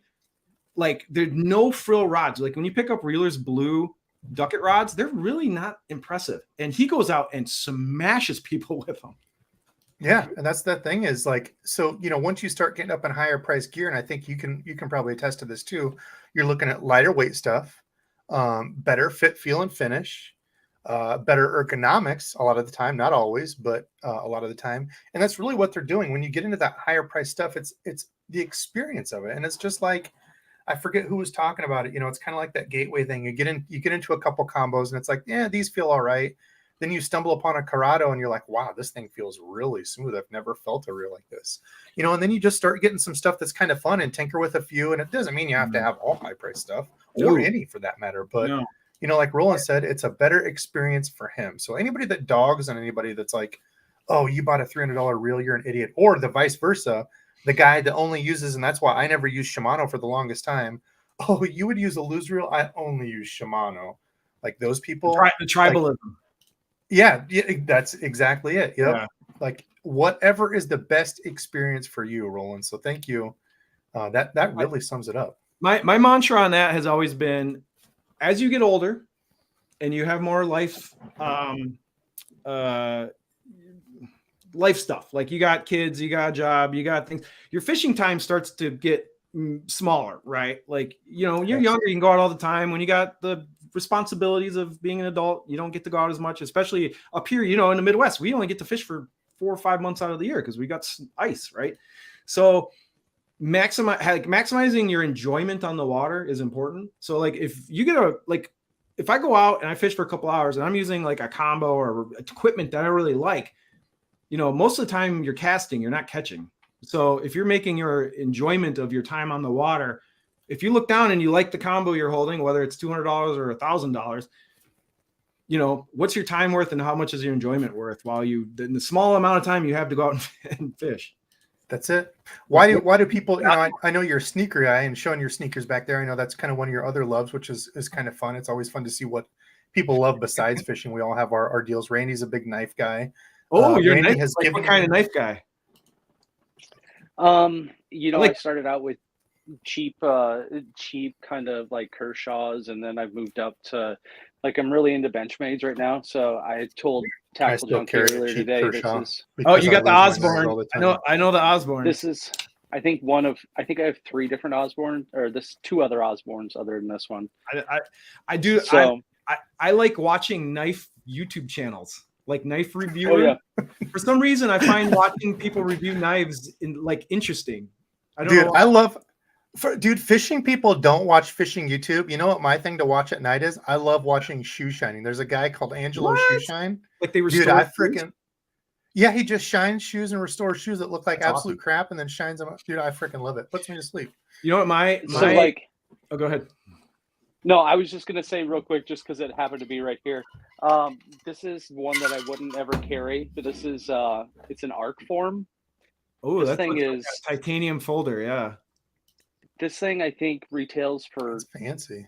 Do you got Chris Reeves? $400 or something like that. I don't have any. I don't. You know a you're Sebenza for a long time. so Debo, when you're a knife nerd and you start buying Sebenzas, you've entered like the Steez Metanium Dude, I know. level of knives. I've carried a knife ever since I was probably 8 years old. My dad's, taught me the ways and, taught me to be safe with it and taught me, always cut away from, like, I've always been like educated. And I think that's the big thing is education. Anyway, I've always carried a knife. I've never carried expensive knives because I lose them a lot. I finally had a Benchmade, like, I don't even remember what it was. My favorite knife. And it was like a $120 knife. Yeah. Bug out. Benchmade bug out. Dizzle, I carry a bug out. Lost it. I have a blue bug out. I have a Wee knives that I like, and then I have some Spyderco's laying around. So I do like knives. I don't go crazy with them. I buy a couple, and if I really like them, I just use that rotation for a while until I buy another one. I made Debo jealous with this one just because he's a really big fan of orange. That's pretty cool. This is, I think it's a bug out. Yeah, it's a bug out. Maybe But yeah, sorry, Debo. I even went into the woods and looked for. No, dude, you don't have to Debo's be sorry at all. Randy hooked me up with a bunch of his old Kershaws. He's like, I don't carry these Tontos. I like Tontos. So he gave me a bunch of them. I'm like, dude, I was tickled pink. I'm like, I love these. He's like, I don't carry those anymore. I'm a fancy knife guy. I'm like, hell, I'll carry a $50 Kershaw all day. Dude, I'm really about blade shape, blade style. That's I'm about the fidget factor. I like the fidget, like flipping and like playing with them. Like my wife always tells me, stop playing with your knife. Like she always, I'm going click, click, click, click, click, click. Right. Quit playing with it. Put it away. My wife tells me that too, but it's not knives. Anyway. Let's see. Roland, what else do we got here? Should we ask about the Googie question? We get a Googie question every week. I like Guggen stuff. I'm a fan. I'm a Guggen fan. Really? Oh, yeah. I pictured you as definitely not being a Guggen fan. So I'm well, let me narrow it down. I'm a big John B fan and I'm a big Lunkers fan. I think both those guys are what like see the evolution of those guys is really impressive because I used to watch them when they were like I've been watching your channel since they were really like I was back when Lunkers had the long hair and he was doing tank or pool videos throwing yum dingers around. I remember those days. Yeah, see, I never watched them all. I know Randy's been a fan, and I'm not punching at Randy. Randy does watch them, and they do make good content. But I remember watching Flair, like he was the only guy I'd ever heard of, and I'm like, dude, this guy makes like there's people that do like how-to stuff on fishing. This is like way back, right? And these were some kids, and like, dude, their videos sucked. They were horrible. So that's why I always like anybody that gives them like shade or you go back and watch their old stuff. It sucked. So these kids have grinded and been consistent with it and didn't stop. And I think so many people just get jealous of their fame and rise that they're so young. I mean, hell, I wish I was that young with that much money, but dude, they clawed to get there. So I like how someone, this guy says Guggens have zero credibility in the fishing community, except for they're sponsoring tons of things. Dustin Connell just won a BPT with their logo on his boat. I'm like, do they really have no credibility? I'm just saying, like, I think that you can buy their stuff at Dick's and Walmart. I mean, their lures are like anybody. Like Randy and I talk about that. So that's kind of our rolling joke is I pretend like Randy only uses Guggen stuff because he uses some. And it's a rolling joke because it's like in the fishing world, you have to love Guggen, you have to be absolute 100% Guggen, or you have to hate him. So it's like it's kind of the running joke on our channel. And it's just like anything. Like they make some good baits and they make some stuff that's absolute poop. So for the record, I don't really care about their lures or tackle or stuff, but I definitely respect them as business people, and I very much respect them as content creators because what they've accomplished at their young age. I mean, they're millionaires. Yeah. They're not even 30 yet. Yeah, well, it's hard as hell to get there. Yeah, right. Like they're 20-year-old millionaires. They've done something very right. Like you know what I mean? Buying $1 million properties all over the place. Right. So I think they should be. I think they should be looked at as I think they've earned respect as far as like the business side of what they've accomplished at a young age. It's crazy to think comment right there. Another Iowa boy, Chris. This was crazy from to think, 8:31, so that's not even talking about this conversation. That was a half hour ago. So speaking of, we'll do a giveaway here. Yeah, we can talk about it. We don't have to talk about Googans. Yeah, hold on, just real fast. Like go ahead. Go for it. Flair did, like, he took a break recently or whatever he said. And during the video, and I didn't go back and fact check this, but he had been hosting multiple videos a week for like 10, 12 years straight. He'd just been every week, multiple videos, just going and doing it. And like, you know, everybody can give them all the crap that they want, but they really did kind of just bust their ass to get, you know, what they had. It wasn't like they built it from the ground up. Yeah. It's impressive. If you can build an empire by just if you can build an empire off of building YouTube channels, combining YouTube channels, creating businesses out of that, selling the businesses, M&A, like they planted a seed and it grew into a forest, and that's impressive. Mm-hmm. The Inquisitive Prince, I'm going to jump in quick with the $2 bomb, said thanks for the discount codes at Omnia Punch. Inquisitive Prince, thank you very much for the donation. I appreciate that, good sir. Yeah, use those codes. I linked it down below. I had it up on the screen before, but real quick, let's do my giveaway, and then an hour and a half we'll do Punch's card to end the night. So I'm giving away. I'll fill this up. I was just scrambling beforehand. I've got some jigs in here, some crankbaits, a bubonic, some 6 cent stuff, 6 cents cranks, and I'll put some more in here. It'll be a good giveaway. I'm gonna pick somebody now. This will be yeah. You should keep it real for like the real, you know, like give it the real sense of, you know, bank fishing, and go and find like some old line and ball it up real good and throw it in there too. an Eagle Claw wrapper, a Bud Light can, and some bent hooks. Yep, bent hooks with split swivels shots on them. Yep, swivels, and shoot up split shots that you've bitten with your teeth. Yep. The people just threw all over, and some candy wrappers, and that's and a styrofoam worm thing. And I'll put that in there too. The worm container. Dude, it's crazy how much like I love it that more people are into fishing, but man, people got to learn to pick up after themselves. Like I would hate to see these people's houses. Man, and mine's not like spotless, but look at this, everyone. We talk. That was my camera holder. Look at everything is clean. My whole studio is clean. I spent all day cleaning today, and it feels amazing. And that might not look clean to a lot of you, but that was clean. I remember, and just real quick, soapbox time. Like I've told this probably 100 times before. I remember going out to one of the lakes that Debo and I fish at like often, and there were styrofoam containers. I think I stood there for about 45 minutes pitching my frog at these styrofoam containers. There were 4 or 5 of the containers just floating out in the water. Yeah. And I was just like, is this real life? And the craziest thing is, at the time, that lake right by the boat launch had a dumpster right there. Like literally a dumpster right there. Are they recreational party lakes? Is that where that stuff's coming from? No, not at all. Fishing lakes. Weird. And I don't remember who told me about this, but I know here in Iowa anyway, if you go to the Iowa DNR, you can actually put in a request to get the... I'll show it. It's actually, like just goes back in my truck. I'll show you here in a second. It's like a mesh bag. I filled it out. It took maybe 2-3 weeks, and they sent 2 of these like mesh pole zip tie, however you want to call it, bags, and they sent 2 of them just for free, so you can, as you're out fishing, you can grab your bag, these are nice. Throw your junk in. We need to show this on a video because they send these out for free. I actually just keep it in my truck now, clipped on the back of it. Yeah, our Iowa DNR does that, and it's like, can I get one of those to give to my wife to put in her car just for general trash? I think she needs one of those. Well, that's what I actually use it for, dude. I'm not joking. I use it for my general trash. Yeah. And then last time me and Randy were out, we picked up stuff, but it's like the thing is, and it's got like the little deal here. You just carry it with you, but like we used to pick up stuff and like still line and stuff that I pick up like when I'm at a spot, but it's at the point now that there's so much crap that I spend up more time picking up stuff. And like you said, as we're older, that's crazy. 2 days a week to fish that like I can't.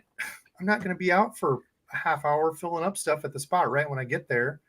Worse yet, these damn kids won't get off my yard. Yeah, get off our lawn, kids. They're on the grass. Get off my lawn. You know, I feel a little.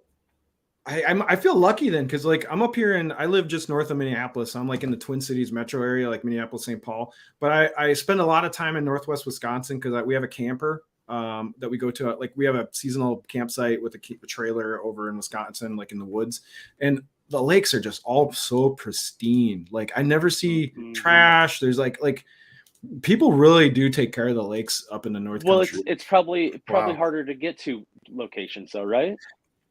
I guess. I mean, some of these lakes are pretty busy, but like you don't see the destructive behavior around. With a little bit more difficulty to get to, and I wouldn't say recreational out of the city. Also, that's right. I'd say the other big point. Yeah, a lot of lakes we fish are in it's cities. like trashed. I would say it's just laziness, is what I feel like. Like it's like people were sitting there having a good time and literally just stood up and walked back to their car and went home. Like, just don't be lazy. Also, Retro Bassin here. Retro Bassin, good friend of the channel, said Debo and Punch. What a Saturday night special. I've been a Retro Bassin fan since he had like 30 subs. Like I found his channel really early because someone posted in one of his videos where he put old. If you guys don't know, Retro Bassin, he has like a bass tracker, like one of those when they relaunched the old vintage ones, tracker, But he put all of the old electronics on the bass tracker. So he's got like the ancient Lawrences and hummingbirds on his boat, and he made a video, and I'm like, this guy's a psychopath. Subscribe. Like I couldn't wait to see what he's gonna do. And his channel. And he's got a color, and he's got the color change. I forget what they call it, color change finder or whatever. Me and Dad had one. Yeah, you drop it in. It's supposed to tell you like what color lure you should use, like what color plastic. We had the plastics one, but he was showing us when I had him on live. Like there was one for crankbaits. I'm like, dude, I didn't even know those exist. We just had like the little curly tail grub one, whatever. Yeah, color selector. There you go. Yep, that's what it was. Yes, Dad and I were joking about that after he was on. Dad watched that video. He's like, dude, freaking Retro was such a good watch. He's like, that was a trip down memory lane. Me and you when I was younger out fishing. I'm like, dude, it was so fun because we were talking about the old here in Iowa, which I didn't know. Well, I knew they were made in Iowa, the Lazy Ike. But everybody else, like whenever I say Lazy Ike, not a lot of people know what I'm talking about. They call them flatfish. So that was like the big thing. And Lazy Ike, which was like, it almost reminds me of, I'm not going to say like style of wiggle wart, but how the wiggle wart, the whole bill and everything is like one piece and it's all painted. Like the Lazy Ike is like a half moon shaped lure, but the whole thing is like always painted. You know, it doesn't have like a clear bill on it. So those were made in, what was that, Davenport? Oh, I know the Lazy Ikes. Okay, yeah, it's like the droopy. It's like a pike, kind of like a pike bait. Yeah, we caught everything on them. We have like the little ones. But anyway, we were talking about that stuff. Yeah, Retro. That was a trip down memory lane. Retro's a good cat. He's a great example of find a lane that no one else is in. Like exactly. You know what I mean? Yep. If you want to do always does retro stuff. If you want to do anything on YouTube that's gonna like make you get pumped up in the algorithm, you gotta find a niche within the niche within the niche. So it's like it's fishing, it's bass fishing, it's retro lures. Yep. Like, you know what I mean? Port Dodge, Steve-O. He's gone like down like the smaller and more narrow you make the lane, the more traction you get, I think. Yeah, I'm kind of all over the place, and my videos have kind of been hit and miss lately. But I'll admit I have not been super consistent. I know consistency is a big thing, but man, I love fishing and gear and lures and. What I like about Retro Bassin is his the way he talks. It's like very soothing. Like I don't know, the way he talks and delivers and talks about things. It's like super chill and like I don't know. It reminds me of like one of those old school fishing TV hosts. Like I know Retro has like a fondness for like the Bill Dances and the Roland Martins and all that stuff. Like I could see he could have done that. Like he could have been one of those guys. He could have been on the TV promoting the helicopter lure back in the day. Oh, absolutely. He could have like full Bill Danson accidentally shove your rod tip into a ceiling fan or the bed of your truck or fall off with a battery in your hand. Those Bill Dance blooper videos are like an instant. Will put you in a good mood. Like if you're in a bad mood, just pull those open and watch them for a few minutes, and you're gonna have a better outlook on life. For sure. Okay, well I'm scrolling through here. Let's get two more people. Hashtag free gear. You're gonna get some free gear from Debo tonight. Big old bag of goodies. I'll throw some stuff in, and if there's anything special, Oh, people haven't. My webcam used to be up there. You probably haven't been seeing half of it. I'm sorry. I keep thinking it's up there. It's down here now. I've got kind of a crappy setup. I'm sorry. But anyway, I'm giving this stuff away. Let's get. Oh, we're at 150. All right, I'm pulling it now. Enough talking. I like We're doing it. Chris Russ. I think it was hashtag to free beer. So I'm kind of more into that. Free beer. Word. Yeah. Bush lattes. Matthew Line. He looks All like right, a guy I'm that's gonna gonna skip like those comments. words. Matthew's got to gamer. be Looks like he's live got the in the gamer. chat right now. If you're here, let us know. I forgot to say it. I'm sorry, You Matthew. always You got to forget be to say it. here.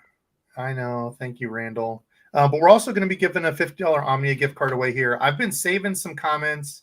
I am way behind now. When people start spamming the free gear, it gets way crazy. So I've saved a few here. We'll make Matthew make sure Matthew's still in here. Matthew, who was the last name on that? Let me know. Lean. Yo, I'm here. He said, okay, he is good. Matthew, you will get a bag of stuff from yours truly, old Debo. Send me an email over there, debosfishing@gmail.com.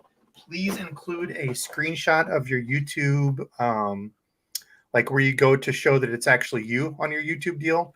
Because I have had people trying to spam me and get free stuff that weren't winners. Crazy. And yeah, I know. So people do anything, but it was people I didn't know. So yeah, it was probably just some random people that hopped in. None of my OGs have done that. But anyway, Matthew, email me over there, send me a screenshot, and I will hook you up. Oh, and your address. Hey, did I mention I have a thermal printer now? So that'll go out next week because I have a thermal printer. It's amazing. Thermal printer, and you got these really nice New Balances, all white, solid, all white with blue lettering.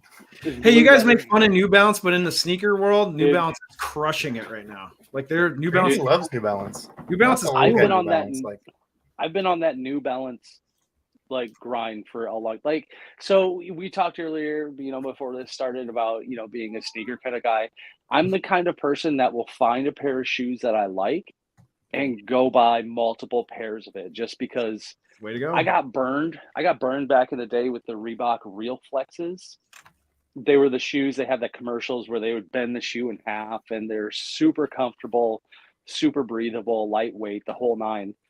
And I was just like, they're never going away. These shoes are amazing.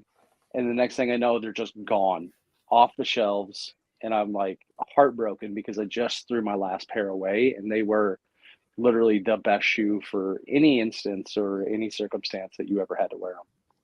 So now I buy multiples if I find good ones. Dad shoes, somebody said. Illuminathan, I do have some more of the K9 or the Clash 9 blanks.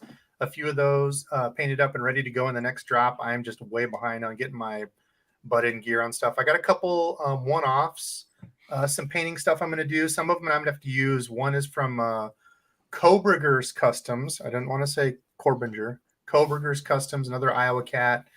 Should be a pretty slick looking bluegill deal. I've got a few painting things I want to do coming up, but I just need more time. I'm impressed by your painting. Thanks, man. You do a good job, and that you're willing to like learn it and experiment with it. That's cool. I'm not a creative person, so I always envy people who can do that stuff. I'm not either. I am not an artist. I think my the thing that works for me is I know a lot of baits and lots of bait colors and schemes. So I know like what colors go together as far as the bait world, but as far as being an artist, I can barely trust stick people. Okay, listen, we're going to get to some quick, because we haven't done a ton of gear talk. I feel kind of bad. I feel like we kind of lied to people here. We've been all over the place. I know. Devo, so we're gonna hit some rapid real fires. Quick. Yeah, what do you got? Devo, you do actually a really good job of like when you catch one of those unexpected fish, like you do a great job of like taking pictures of it and things like that to kind of get a better idea, or like because everybody knows what a bluegill looks like. But I'll show you. I've got the one that jumped out in my head was that crappie. Probably was that last spring, maybe. You caught this crappie out of the blue. We were bass fishing, and this crappie did something it shouldn't have. That I caught with my hands. This one was that. Wait. That pretty little guy. No, it was a much bigger one. Oh, I don't catch big fish. That must have been your other fishing lover. I didn't say it was big by any means. I said it was much bigger than that one. It was still a small fish. I don't remember. Oh, are you talking about the shad? That shad that I caught at Greg's Lake? No, Oh. it was the one where you got to walk down that big hill, right off the highway.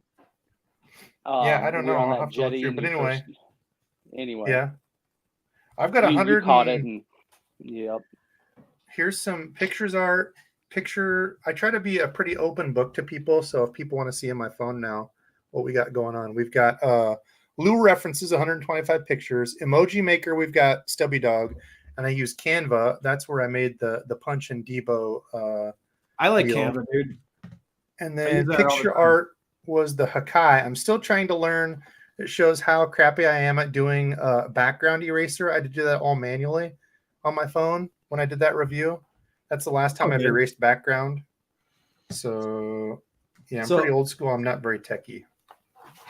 I want to touch on this question. This is a good question. Stock bearings versus Yeah. ceramics. Have you thrown Yes. ceramics into reels? I have. I have. Yep. So I actually the biggest reason I will always support Scott over at Spool Speed. Some people love them. Yeah. Yep. Some people love them. Some people, I feel like they just don't like ceramic bearings. They're like, oh, this is BS. So I will go back to Bassmaster Classic. It was actually at Hartwell, which is where it was this year or last year, this year. Mm-hmm. Classic. And I stopped at probably 5 booths, and a number of them acted like I was a thorn in their side for asking questions and just being a gear nerd and literally didn't want to talk to me. Randy's forgot to pay his Walmart internet bill and then just kicked him out. But anyway, as soon as I got to Scott's, there he is. Are you there, buddy? Yeah, I'm here. I'm just trying to get my earbuds to connect back again. So you've got a deep voice. Are you going to sing some Barry White for us? Chocolate Rain, actually. Ooh, Chocolate Rain. That's a good old school internet reference. God, I haven't heard Chocolate Rain reference in 10 years. Oh, there he goes. He's out again. He keeps skipping. I don't know what's going on. Anyway, it's just me trying to connect, buddy. It's okay. I'm still here. Okay. I just like your face. So anyway, Scott, as soon as I got there and started asking questions, because up to that point, so I think it was like 2016 when it was at Hartwell. Scott was super friendly, super like, yeah, come like check out stuff. You want to see some of these, just as nice as could be. And like I always say on my channel, dance with who brung ya. And somebody who is that like into their stuff and willing to help me, I'll always talk good about. So whether you like ceramic bearings or not, I've used a bunch from them. So what are your thoughts? So I like normal things. I just wanted to tinker and get out in the water and see what's what, right? So I like Daiwa Tatula SV reels, except for they're not long casters. Like Daiwa Tatula SVs aren't really meant for long distance. They're meant for like stress free and like the inertia is easy casting. Easy casting, not long casting. And so I threw a Daiwa Tatula 6-speed on a crankbait reel. And I'm like, how far can I really get a crankbait out with the SV? And I kind of got it figured out. I threw different size crankbaits. And then that was like my control. And then I took the SV, I threw some Bocas in it on the spool and on the, just for spool support. I didn't do the full bearings on the whole thing. Anyway, I went back out through the same crankbait, same rod, same everything. And distance did improve, but also ease of casting. Like it was more consistent. Like I didn't have to fight it as much, and it did improve performance. Like not like it wasn't casting like 30 feet longer, but it definitely got more distance. But the downside is how flippin' noisy they are. Especially if you take the shields off, which most ceramic people tell you to pull the shields, the little protective shields off, because they spin better. But man, it's like you got to like be okay with that. Your reel sounding like it's got a problem. Yep.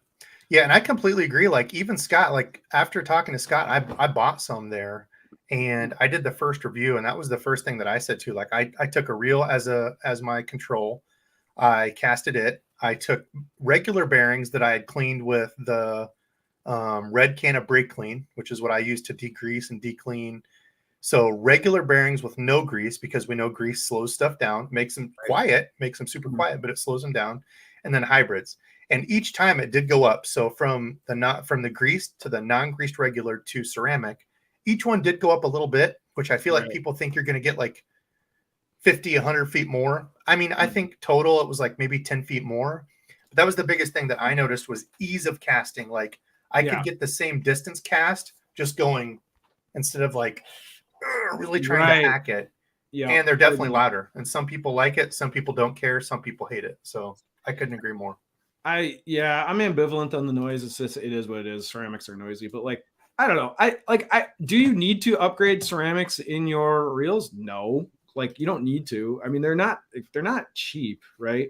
But you know, if you're a tinkerer and you like to upgrade things, which a lot of people do, there's not that many things you can upgrade on a reel. Like you can upgrade the bearings, you can upgrade the handle, you can change the spool out. That's kind of it. Like there's not really maybe a star, like a different colored star drag or a spool tension knob or something. But yeah, there's not that much customization you can do to a reel. So if you're into the tinkering and you want to throw ceramics in, go for it. It's not going to negatively affect your reel other than the noise. Yeah, that's what I was just saying, unless you don't like loud. But the thing that I think is funny is that, like, because what Scott will say is, I actually had him on a live and he's like, yeah, I always think that's an interesting, like, yeah, he's like, I think that's an interesting conversation because, like, you get into custom cars or custom bikes and what are they?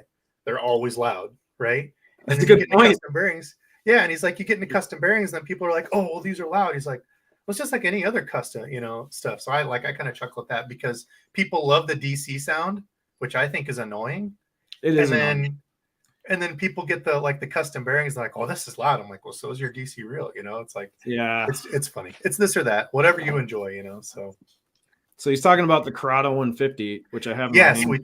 Yes, we touched on this earlier, and I think I cut you off or I was talking over you. We're all over the place.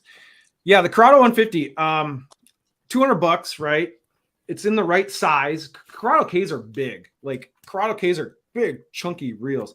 So I like the fact that they dropped it down. I love the green. I like that they brought the green back, right? Like that's one of my favorite things. It's stupid, but it's one of my favorite things about this is they brought back the dark green. Like it's such a Shimano unique color. Like just keep going with it. You know what I mean?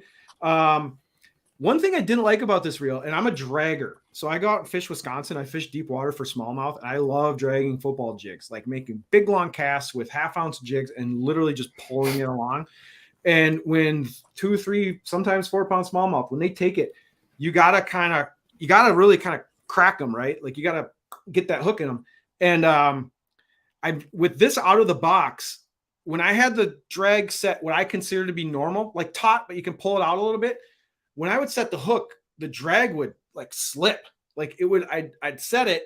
And then once the fish started fighting, it was like it was like pulling out it really abruptly. It wasn't smooth. But then to counteract getting good hook sets, I had to crank the drag down. Then I'm getting the hook set with no slippage. But then when the fish is fighting, they're not pulling any drag. Like they're not, the rod's doing all the bending and all that. So like, to me, the drag performance on this thing was kind of sucky out of the box. It felt like it was dry. So I took the thing apart the other day, and sure enough, the drag stack, there's only one drag washer in this thing, in the main gear, which I was, it's kind of a Shimano thing. They just the one thing. And it was a little dry. I kind of cleaned and lubed and threw some more grease on the drag washer to see if I can get this thing to be a little more smoother when it's pulling the line out. So I'm going to get this thing back on the water next weekend and see if it made any change.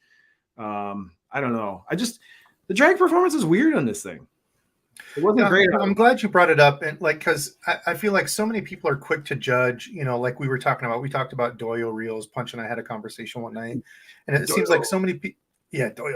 So many people are quick to judge on like Abu Luz, Bass Pro. Oh, they're all Doyo, so it's junk. And then it's like once you get into Shimano or Daiwa, like they never have problems. But so Punch is talking about a Shimano that, maybe it just needed cleaning. Maybe it's, it looked like it had quite a bit of oil on it. Like I thought that was kind of weird when you were showing the main gear, like it had like, I don't know. The main gear had a lot of brake.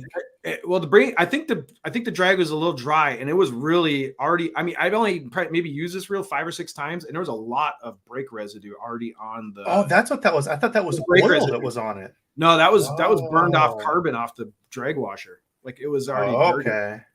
But what's funny though is I re-lubed this thing and cleaned it up, and it is like it's way better than out of the box. Like, like it's so So much smoother now. That's the second part I was going to go into is, people talk about, this Like, high it's end so gear. much better now. I'm kind of a Daiwa guy. I would say I'm kind of a Daiwa train guy if I had to pick one. But dude, I got the Tatula Elite. Mine was bone dry, gear and all. Like it sounded like a box of rocks. Yep. And Tackle Junkie and I were talking about it, and he's like, dude, that's one of my favorite reels. Like it casts really well. Like it's a good reel. And I was like, dude, mine is absolute turd. And I love Daiwa. But as soon as I opened it up and like relubed and everything, dude, that thing was freaking bone dry. It was crazy. So it's like it happens with everybody, all these brands. When you talk to Daiwa techs or people who do reel servicing, have you ever had Trey Harple on your stream? Mm-mm. You should get him on. He's awesome. He's like one of these guys where pros send him their box of 50. Is he reels. TK? Is that Trey TK? Yes. Oh, yeah, I've seen his stuff. Yeah, I follow him. That name sounded familiar. Yeah, you should get him on Customs in the future. Yeah, he's a real service guy. He tons of like elite guys and BPT guys send him all their reels in the off season, and he cleans them and lubes them and tunes them. But anyway, Daiwa typically under greases from the factory, and Shimano typically that's what I've heard. And there's a reason exactly what I've heard. Shimano's number one priority is big box. Like Shimano, they'll take care of Academy, they'll take care of Bass, they'll take care of Shields. Like they take care of the big box first. And so a lot of these big box keep tons of stock in warehouses, and they'll sit for years. So Shimano typically over greases, whereas Daiwa for some reason comes a little dry from the factory, especially in the cheaper, like their Zillions and the Steezes are usually pretty good out of the box, but like when you get into the Tatula world, it's kind of hit or miss. Yeah, I had another one that was, what was the other one I was just talking to somebody about? The Elite was, I mean, like it looked like nobody had even touched it inside. I had another one too. Get a bunch of these. But get a bunch of these and some good screwdrivers and just lube your own damn reels, and they'll perform really well. And it's fun. Before I had so much, that's not a brag, but like it used to be, when I had like a couple reels, like I love just taking them apart every few months and like just tinkering with it. And that's how I learned it, It's something to do in the winter. Yeah. Yep. Okay. So we're going to move on. We're going to keep burning through questions here. And if you have anything that comes up that you guys see on chat, I'm over on my pin stuff now. Feel free to jump in and interject. We're free fun forum here. Yeah. I'm really good at taking reels apart, not so good at putting them back together. I always struggle with the what's it called? The on the main shaft, the thing that drops down into the teeth, the anti-reverse. Anti-reverse sheath, whatever that goes down there. Sometimes I don't line the teeth up and I put it all back together and it doesn't close. I'm like, the teeth didn't drop in. So I gotta take it back apart, put the teeth in, and then like when you close up the outer side of it, if you didn't assemble it right pretty quick. Yeah, if it doesn't fit, do not push it. Do not strength is not going to fit that. Something's not right. You need to get your screwdriver out and just nail those screws home as much as possible. I did Hercules. I cracked. That's what I was just going to say. Reel. Yeah, old Hercules cracked a graphite side plate by getting old Herculean tightening stuff. That's impressive. I've never heard of anyone cracking a side plate from screwing. Yeah, snug it up, Randy. Snug it up. You don't have to show us. Snug it up real good. I snugged it. Having the right kind of screwdriver is important. Don't cheap out on a screwdriver. Get a good one. Yeah, I think I got lucky on mine. I've got just one of those little, like the ones where you put the heel of your hand on it and like you can twist it, but they're strong, So I got clued into this guy from a Real Tech. This is the Wara 3355. Buy this screwdriver. It is amazing for taking reels apart. It's one of those. Why is that? Is it strong, like a stronger tip? No, it's got. It's called. Tool nerds are going to know what this is. It's like called a Posidrive or something. It's got a really, really good tip that bites small screws really well. You don't strip them. Yeah. Like when you get into those little tiny screws, like a handle screw, like when you get this thing in there and you just turn it, it just bites it and just cracks it open. It's just like a really good high-end screwdriver. They're kind of expensive and you can get them on Amazon, these Waras. But yeah, this 3355, this is the one to get. I actually got into like retro gaming recently, and I wanted to be able to take those like old school Nintendo cases apart in order to like clean them up and stuff. So I Yeah, actually I've went heard of out that. and got an iFixit kit, and it comes with all kinds of like super like random unique bits, but it also has really, really good smaller bits as well. Bad thing is I have no idea where I put it, so I haven't had it available for quite some time now. And it I comes in just a didn't know really there was cool such a thing case as too. screwdriver nerds. You guys are screwdriver nerds too. Dude, This is when you crazy. get into like what he's talking about, taking apart really small things, people get really specific about the tools that they use. Like Mhm. like watch people, or people take apart electronics, or like that makes talking sense. about Yeah. video game consoles. Especially hard to get stuff because like you strip it and you're screwed. You're not like finding that replacement. Screw it, Amazon. Okay, Cisco asked real quick. Should you river and pond hop with high-end reels? It depends on, can you afford to break one? Or well, reels, who cares? Like, yeah, go ahead. Beat on high-end reels. They can take it. As long as you don't drop them in sand. Sand is the killer of reels. Right. I will say one of the things, maybe not so much rods, like when you go into higher end rods, it doesn't necessarily mean they're going to be more durable, right? Like Megabass, Yeah. they break just as much as a $100 Corrado rod. But reels, especially spinning reels, when you get into the higher dollar spinning reels, they can take some beatings. Like they're made for mostly salt or like, brackish water. Like, when you get into like full aluminum side plate. Well, I'm like, when you get into like the Stellas and the Exists and the Saltis and the, when you get into that higher end spinning reel, you're typically getting reels that are made for like redfish, snook, like bigger hard gold tuna. Those tuna Not that are bass actually fishing. made out of 24 karat gold. Right. But like my point is, yeah, absolutely. Wear and tear on high end reel. Go for it. They can take it. For them, high end rods, you might need the baby. Yeah, I noticed I have one of my more expensive is going back to it. I do like St. Croix rods. Not saying that you didn't like them or don't like them. Oh, I do. I love St. Croix. I have God, what do I have? Avid X, St. Croix Avid X for cranking. They got retired. With 13 fishing, and I was out like first cast that I've really actually gone out. Me and Debo were fishing. And I went to cast it, just a big, spinning or, underhand. Keep in mind, this is the cast. same guy that breaks side plates, just tightening them. So I go to cast this, and it snaps probably 2-3 inches above the top cork. And I'm just who breaks standing rods like, there? That's this guy. That's unique. But the good thing about St. Croix is they have a good replacement You have policy. fantastic So warranty. They took care of it. I think it was like $85 or something, and brand new one. I'd say 90% of my rod breakage is because of me. I did something stupid. I totally didn't do anything other than It's casting. usually always the person. Yeah, it's usually always the person. Except Randy, he's just ravishingly strong. One of the hard lessons I've learned in life is to always box my rods before I go and put my boat on the trailer at the end of the day.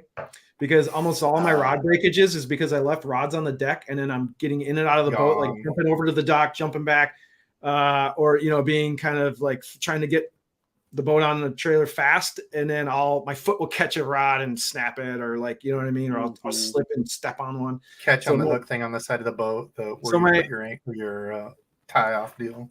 Exactly. So my hard lesson I've learned is always wrap everything, box it, have the deck clear, and then put the boat away. And that's really lowered my breakage over the years. It's good stuff to live by. I really like the rod socks or the stick sleeves or whatever you want to call them. Those have, I feel like, have gone leaps and bounds as far as any type of storage or anything like that. So I have a buddy of mine who fishes on the Elites, and he doesn't like cover any of his reels, and sometimes he sells me his old reels and they look like they've been through a dryer. Dude, some of those guys stuff, when you see them use them, you can tell they're just, man. Yeah, well, it's just a tool. Who would do that? Some people, like they said, some people it's just a tool and they don't really care the cosmetics. Where me, I sleeve and wrap all of my reels and rods every time I take them in and out. I'm really picky about keeping everything nice, just because of resale, because I want to be able to like punt this stuff down the line for as much money as I can possibly get. So I want to keep the condition as nice as possible. So that's why I do it. Randy and I know resale value. Yeah, we know we're not selling ours, especially Randy. He's one of those guys that puts his reels in the dryer before he goes fishing. So Hey, this year I upgraded. I got for You almost did? all I- my reels. Oh, look at that. I I have have to cover. yeah, I have to Almost give all you of credit. You have all reel covers, and I've never even used a single one. So I do have to tip my hat to that. Good job, Randall. Well, I Okay, really Micah, I real really quick. started. when you have a magnesium reel, though, you need a cover because magnesium Oh, reels yeah. scratch if you just breathe on They them. do. That's why they put those little reel feet covers in. So even when you tighten it down on your rod, Mhm. you know, you're not scratching that if you're that anal about it. I'm not like, it's like I'm putting it on a rod. I'm probably not ever going to see it again. So Yeah. whatever. But It bugs me because I have this tattoo. I have the Steez SV, which is magnesium, and I put a cover on this thing. I baby it, and it still's getting some scratches on the side, and it bugs me. does it Yeah. just not hold the paint as well as like, is No, it like just less magnesium's porous, or- a soft metal. Like magnesium is really soft, so it doesn't take much to dent it. And when you dent it, the finish, the paint starts gouging to- into it? Yeah. Yeah, Gotcha. I tell you what, So- being a left-handed retriever, I was really kind of bummed out that the 13 fishing, whatever their snap bracelet reel cover things were, don't Oh, yeah. really work on a left-handed reel. Like I couldn't get it to like stay on there whatsoever. So just those neoprene flip inside out for left-handed reels is the way to go. Okay, Micah, this is an interesting one. I don't think this is a question we've been asked before. So non-conforming. what's your combo. favorite non-conforming combo? So I think he's meaning like I go way faster for a crankbait than like everybody says you want, like a real moderate, you know, or That's he's a good saying like point. a longer or shorter rod, or a higher or slow. Like actually, Randy, that's a good one for Randy. So Randy talks about he's a huge Mhm. proponent, kind of like G-Man, huge proponent of slower reels, especially like for jigs. I know G-Man's like a 6-speed for pretty Wow. much everything. You know, Not that so long I think ago, that- 6-speed was high speed. Dude, Yeah. we talk about that so much. You know, the old the Ryobi, what was it? Whatever that one was, like a 4-something speed, and that was normal back in the day. You know, I remember Mhm. buying gear in the 2000s in the late 90s, and 6-speeds were that was this fast reel. Like you had to Yep. think Yeah. about buying the 6-speed. That was like the that was the fast one. it's just And like what- rod what are length. they up We to talk now, about like- rod length all the Well, you time, get too, 10. Like 10 gear speed is stupid. Isn't there a 12? I think someone makes a 12 speed. That's ridiculous. that's ridiculous. I Yeah, want to that's say there's a 12 out there, but I could be wrong. We're getting into 6-minute ab territory. Like how much 7-minute ab work can you abs. really do in 7-minute abs? 6 minutes is the. Someone But anyway, so Randy, I know that's kind of yours, and dude, it's a comfort thing. How do you fish better? Randy has more confidence in that. Like I am like a 7.5 all day on pretty much everything. I don't. It's my favorite. Yeah, my biggest thing is because as much as I'll get like pinned into one spot and I'll stand and I'll fish that one spot until the day is dark, like I have to constantly tell myself to slow down. Like I'll literally tell myself out loud, slow down. And I feel He does. like Yeah, he really like does. I actually I went out by myself the other night, and I had a couple of different rods. One was like a 7.1, 7.4, something like that. And then I was like, man, I really wish I had a 6.4 with me right now, because I can't make myself slow down enough to like get where I need to be with that. And like, you know, the big thing is especially with like jigs and things like that, my entire technique is non-conforming, I think, because I won't just bounce or drag or hop a jig. I'll like literally do everything. I'll yo-yo a jig. I'll do everything with It's your it. confidence bait, man. Yeah, it's your confidence bait. And usually it's at a lot lower gear ratio than what most people like. Debo is always like, oh, 7.4, I'm going to use it, blah, blah, blah. And I was like, before I upgraded to newer stuff, I was using a Abu Garcia winch, Revo winch. And like back in the day when I bought them, those were like high top end deals. And like, I want to say it was either 5.4 or 6.4. And It's a 5. He has a 5-speed, and you destroy jig fish on that. He's like, dude, I have more power with it. Yep. It's the G-Man mindset. I don't know. I was thinking like I don't think I do too much that's non-conforming, other than I probably throw a lot of stuff on spinning rods that most people might not. Like I like kind of bigger. I have some spinning rods that are kind of basically medium heavy bait casters, but in a spinning rod version. So I'll fish like 1/2 ounce dark sleepers on a spinning rod out on open water, like rock piles for smallies and stuff like that. I think you can get away with pretty much anything on spinning rods for smallmouth. Like you don't even need to bring a bait caster to fish smallmouth for the most part. I mean, you can get away with jerk baits, you can get away with top water, you can kind of get away with everything on a spinning rod for smallies. Yeah, I don't think I do anything too weird. I actually have gone the other direction. I'd pretty much buy 8s for most stuff, especially like top water. I'm using an 8. Jerk bait, using an 8. Anything that's on the bottom, using an 8. Frogging, I'll go 7 or 8. I don't really care that much about gear ratio. I don't think about it all that much. The only thing I use 6s for is I like a 6 for spinning. I like a 6 for spinner baits. I think things I like slowing down and definitely feel it. Yeah, it's less fatiguing throwing a spinner bait around all day on a 6. 6 for cranking. My only cranking setups are all 6s. Spinner bait 6. I'd say most of my stuff's 8. I can't believe I'm that far behind. So just in the time that I've been doing pin comments, I had 150 comments that I'm behind. Dude, people are really talking a lot. Dude, I love it. People get gnarly in the chat section, and it's freaking. It's always popping off. So hashtag Punch. Punch is going to give away his $50 gift card, and this was his own money. Like I said, he's a dude that has a job just like me. So huge thanks to Punch for doing that. I didn't solicit this or anything. He's just like, oh, hey, I got a $50 gift card too. So when you get invited to someone's house for dinner, you bring a bottle of wine. Here you go. I love it. You got to be a good house. Or you got to be a good dinner guest. Thanks for the housewarming. The live warming. I just saw where'd it go? Randall Pink Floyd says he's got a 3.8 speed vintage baitcaster. A 3.8 is. Yeah, I think that Ryobi, that's one Dad used forever. I think his Bantam too. His old Shimano Bantam's only like a 5, and he cut his PB on that. And that's crazy slow. You struggle to find some companies that make a good 5-speed now, which is crazy. It's like the Cantor family said. I love bass fishing, but hate bait casters, partly because of the backlash, but mostly because I just don't like the mechanics of it. My question is, can I still fish effectively with spinning setups? Punch just went through this. Absolutely. Yeah, no, I honestly think we pivoted in the fishing world back to spinning rods are cool. Like I'd say in the last several years, like spinning rods are now ubiquitous on tournaments. Everyone's using them. You don't see a person not throwing a wacky worm around on a spinning rod on any of the major tours these days.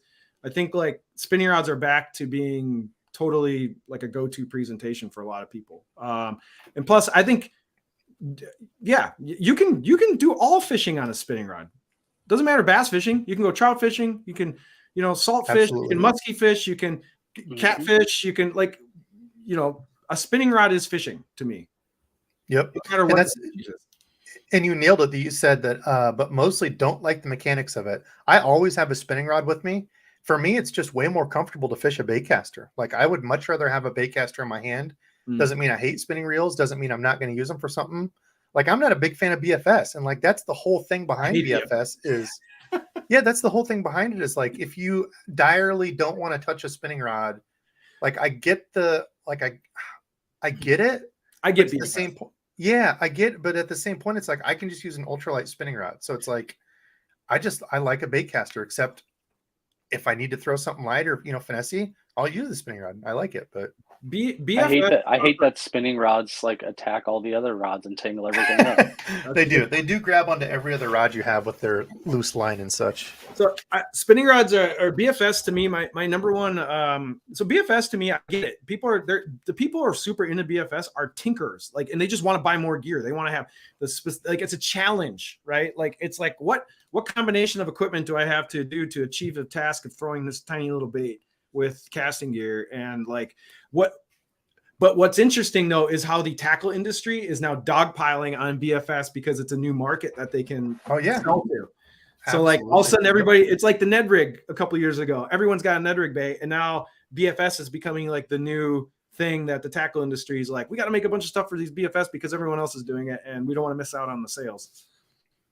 Which, Don't if you're a want to- BFS don't want to fan, connect it's with great people. because there's more options now than ever. And see, that's the thing I was gonna. So real quick, I'll talk fishing the 413 Debo and Punch. What do you think of KLX? Actually, we had this exact conversation one night. We go back and forth on some gear stuff. He's never used any of the Kistler stuff. Never touched a I've Kistler. recently got into him. Some of the the Argon, I'll say, is a little tip heavy, not the most comfortable. But like the KLX, I think is right on point. And don't ever pay like full price. Like they're good at running. That's what Punch said. Punch is like they're like it seems like they're always running a sale. Always on sale. There's never not a Kistler sale. Yeah, and there always is. So wait for a sale. They're good at doing that. But yeah, that's the thing I would say is don't pay full price. Great rods for what I've used. I haven't used the high price stuff. I would like so to far try I a like them a lot. Z-Bone someday, but I don't want to pay for it. Someone could send me. Yeah, a that'd be above my pay grade. Well, I have a helium, and it's one of those that's like it feels too nice. I don't want to fish it. Like that's the other part about a lot of the high price stuff. Somebody said, should I take my high price stuff bank fishing? If you get into the spot where you're afraid to take something fishing because you might break it and what the hell is this pop up? What? Then don't go that way. There we go. Then don't even get the high price stuff. Get stuff that you're not afraid to beat up and go that way. So in Minnesota, we have this section of river in Minnesota that doesn't ice up all winter because there's a nuclear power plant. So there's warm water discharge. I wish we had one. So it sucks in the water, shoots out warm water, and there's this big stretch of the Mississippi River that does not ice, and it gets piled with smallmouth all winter. And you can go out and wade in like December where snow's falling and you're in open water fishing. I do not bring any high dollar gear to that spot because you have to traverse sketchy hills in ice wearing waders where you got rubber feet. And so I've slipped and fallen a couple times. And so I usually bring like the St. Croix Victory or I bring my $100, $200 rods in those situations because I know there's a high likelihood of me falling on my ass and breaking them. Yep. Yeah. If you're afraid to take it, like don't even go there. Real quick, B15, when we were talking about bearings, I think this is what it was talking about, but that is one other nice thing about hybrid, like the hybrid ceramic bearings is you can run them completely dry. So you never have to add oil. You never have to add grease. It will be a little bit louder, but there's no sort of upkeep on them. So that is one other kind of benefit. Do you use sonic cleaners to like clean stuff? I don't have any. I just spray them in the. Oh, I was just sonic cleaners are pretty cheap now. Like you can get them like a lot of real techs. They use the sonic cleaners for like the wear parts, like bearings and stuff to get all the grease out. I don't. Yeah, all the metal parts. I still use the brake clean and a toothbrush, old school on those. Right. Let's see. So how do we only have 120 people entered in here and we've got 286 people watching? This is a $50 Omnia card. Plus, you can use Punch's code down below to save 15% off. And yes, I am pimping his channel and his code because that's what we do for people that come on and support me. So appreciate it. Hey, Debo. Kind of similar to the thermal cleaners, I think he just said. Or wait, God, I messed that up. Never mind. Thermal printer? Oh, what were you going to say? You were going to make a joke about my thermal printer. I was. I'm kicking you in the junk tomorrow. Hey, I'm going to find you tomorrow. Go fishing. Kick you in the junk. I've been looking for the last, 5 minutes to see what the current slowest gear ratio is online. Just a quick couple of Googles. Good point. And for a bait caster, it's Abu still makes a couple 5.4 to 1s. But besides that, oh God, what was it? I'd have to go. Still make the winch, the new winch. It wasn't a winch. I want to say it was like one of the Black Maxes, like some form of a Black Max is down to 5.4 to 1. Does Shimano make a Tranks? No, Shimano doesn't even make a Tranks in the low speed anymore. But for the most part, good one. Yeah. No. I don't know how much you've done with like the signature like name series. I guess I shouldn't even say signature. But I'm a big fan of the Daiwa just regular Tatula rods, like the cork handle black. Yeah, they're great. For like $150. I really like those. So I've got one of the new Corrado rods. I don't know. They if reviewed a bunch of the what? They're new. They kind of refreshed them this year, right? Yeah. Yep. So I've never used any of the old Corrado line. This is the first one that I got, and I like it. I don't know if you have one and like kind of what your thoughts on are. I had the last generation Corrado rod. I had like a 7.2 medium heavy, and it was pretty good. It felt nice. It was not a bad rod. I had it for a while. I haven't tried the new ones. I haven't even seen the new ones. I don't know any stores that actually are carrying them around me. I haven't checked them out. Where it's at. I was gonna grab it. So Not that would make a difference. But I do get a. sorry if you got a do butt shot question there, for everybody. you. Do get a question for you, Punch. Like this is something I always like to ask, people when they're on here. What is one combo that you're never leaving home with, or you're never going out onto the water without taking? I don't know if I have one because I rotate everything all the time. It depends if I'm fishing largemouth or smallmouth. So largemouth, these days I'm always taking, if I'm fishing largemouth, I'm always taking my Steez AGS bottom contact 2 because we fish a lot of grass in Minnesota. We have milfoil, coontail, pondweed, eelgrass everywhere. Like grass is just Skunkfoot, Mozilla. Rainey and I joke about that. That's one thing we have a lot of different random vegetations. We don't know the hell the names of them. We just call them Just make random them up. things. Yeah. Yeah, but so I really like my Steez. The Steez AGS bottom contact 2 is an amazing grass fishing rod. It's like a 7.5 medium heavy plus. So like I always have that just for grass fishing. So that's your technique that you're never leaving home without. I guess if you're I'm going fishing largemouth, it's always on the deck usually. And then smallmouth, I probably always have. I'm trying to think. I usually have an NRX spinning rod on the deck because they make the best spinning rods ever. So I usually have like an 852S or 873. Or sorry, I usually have an 872S or 852S on the deck. So one of those two NRX models. But I also really, really, really love the Megabass Addermine. That rod is being re-released in the P5 lineup sometime next year. And I'm glad because hopefully they don't screw it up. But if people can experience the Addermine in the new, like if it's more easily available, because when the Addermine came out, it sold out everywhere. It's hard to get even when it was available. And now that they discontinued them, they're like impossible to find. It's like probably one of the best spinning rods Megabass has ever made, period. End of story. And when it re-releases in the P5 package, if they get it right, it's going to be a really, really special rod for people to like go grab.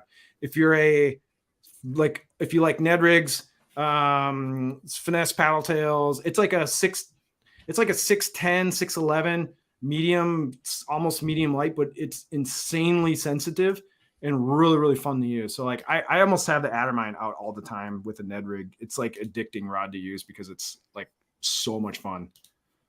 Weren't we going to touch on that just a smidge ago? Debo, you were. I think we are. I know Punch is a huge fan of bait fuel and stuff. Oh, what?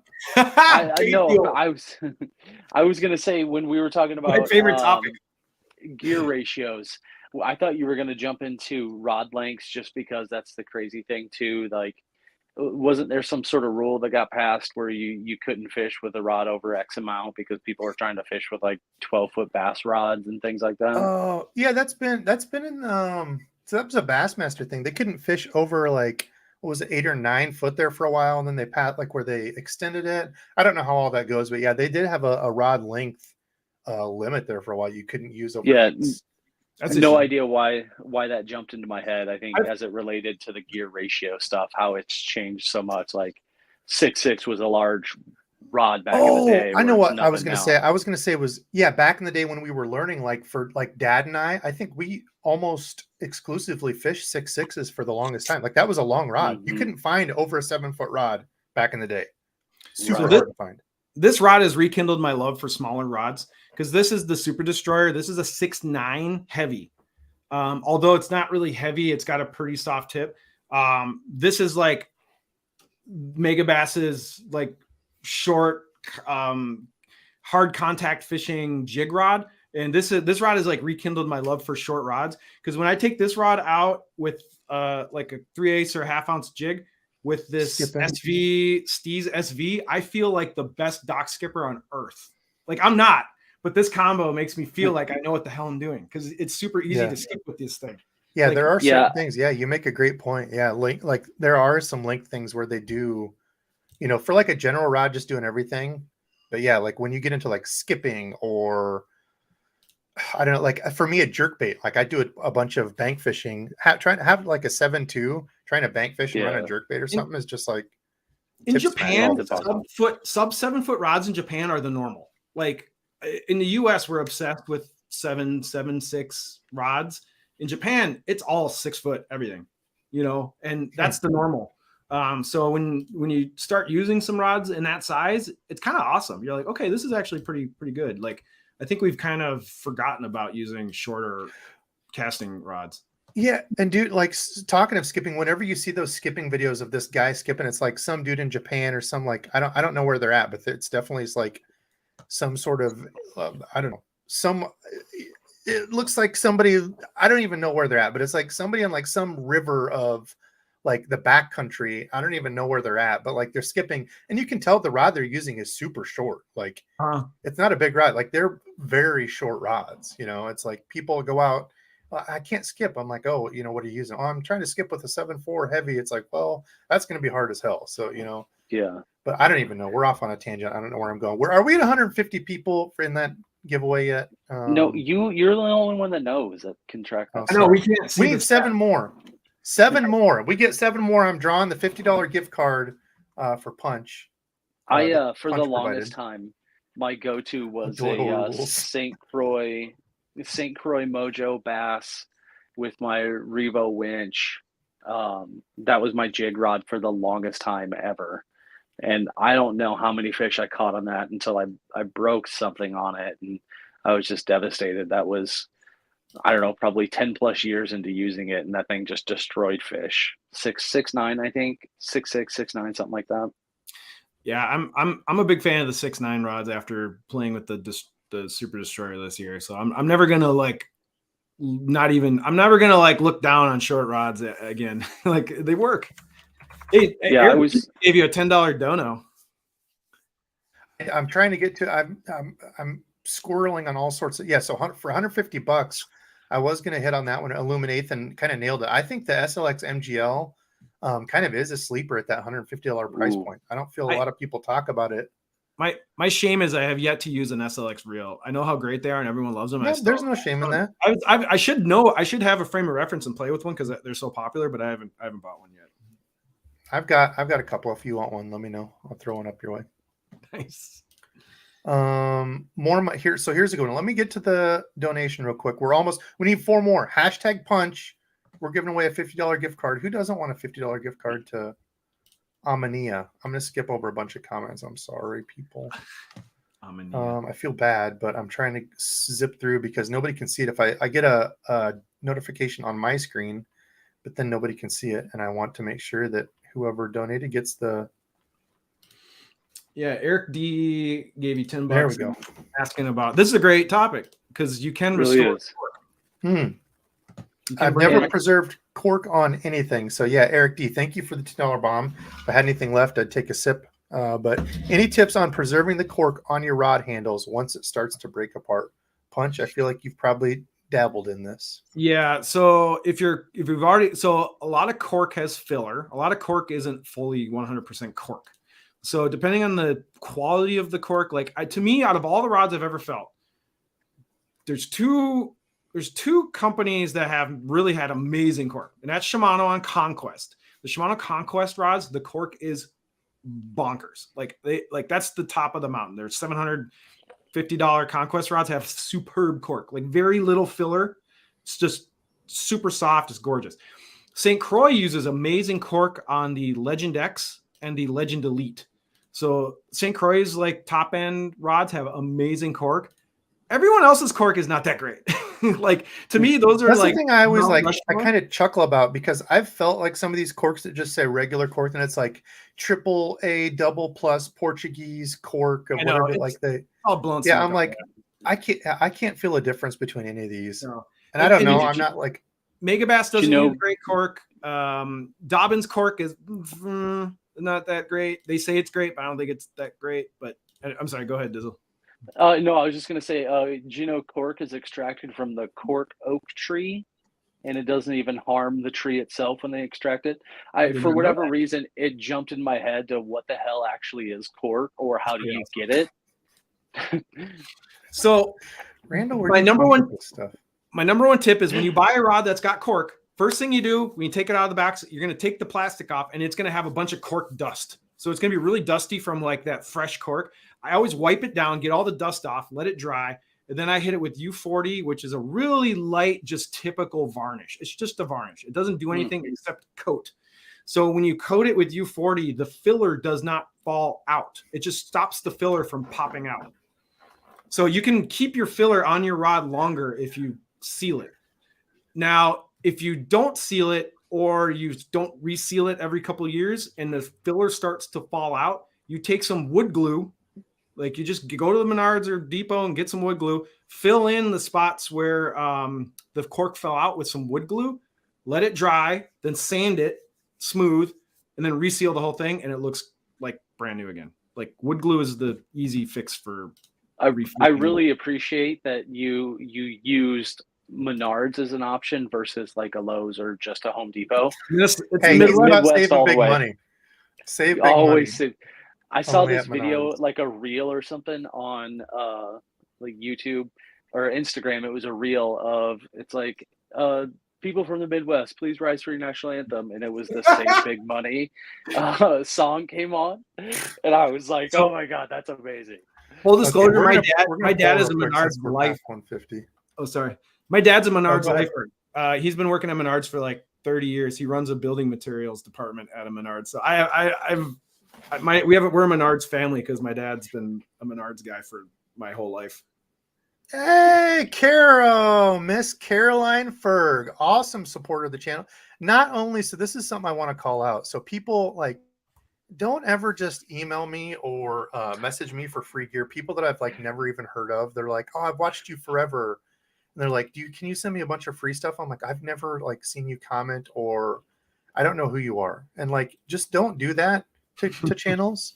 But people like Miss Carol Ferg, I know she's still in here. There she is. Woo woo. Is not only on my channel, but is on Fishing with Gramps, is on Hella Bass, is on Jim, is on Bass Geek, is on like, is always on people's channels supporting. And it's just a love, somebody who loves to hang out, talk fishing. So Miss Carol Ferg, I think I've already got your stuff. I think she won a giveaway some time ago. Oh, it was actually on my Mr. Philip Cheek. Talk about another good supporter. On that video, she won that one as a random pick. And look at that donkey in that profile. Yeah, and look at that sloth that she caught. A monster. Big old toad. So, Debo, I'll give you the actual, because the code is printed on the back, and I'll send you I'll send you a shot of the code, and then you can just shoot it to her. Okay, perfect. You don't need the physical card. You just need the code. Okay, perfect. Yeah, that'll work perfectly. So, Miss Carol Ferg, email me. I know it's you. I will get you hooked up if you need it. It is DEBO'SFishing@gmail.com, or just hit me up on Instagram. Carol is an awesome supporter. Okay, so we've still got 280 people in here. We're at 2 hours. I can't believe it, but I think we still need to answer a couple questions because I actually got a question. I'm behind. So, and this is a question from questions me for the good people still watching. Yeah, what do you got? Not from one that's in there. So we just talked about cork. What's your take on a cork or like the wind grips on some of the new rods? Illuminathan, no beef with Mr. Bass. Actually, Mr. Bass finally reached out. I was like, dang, does Mr. Bass not like me anymore? I don't know. Behind the scenes, he's like, no, man, everything's cool. I actually thought he had beef with me because I hadn't seen him comment or like anything for a long time. But no, I love Mr. Bass. I respect Mr. Bass's hat game. Dude, his hat game is hat collection ridiculous. Every time he's wearing a hat, I'm like, that's a sweet hat. Like he's got 3,000 of them apparently. What was it? Oh, what are we talking about?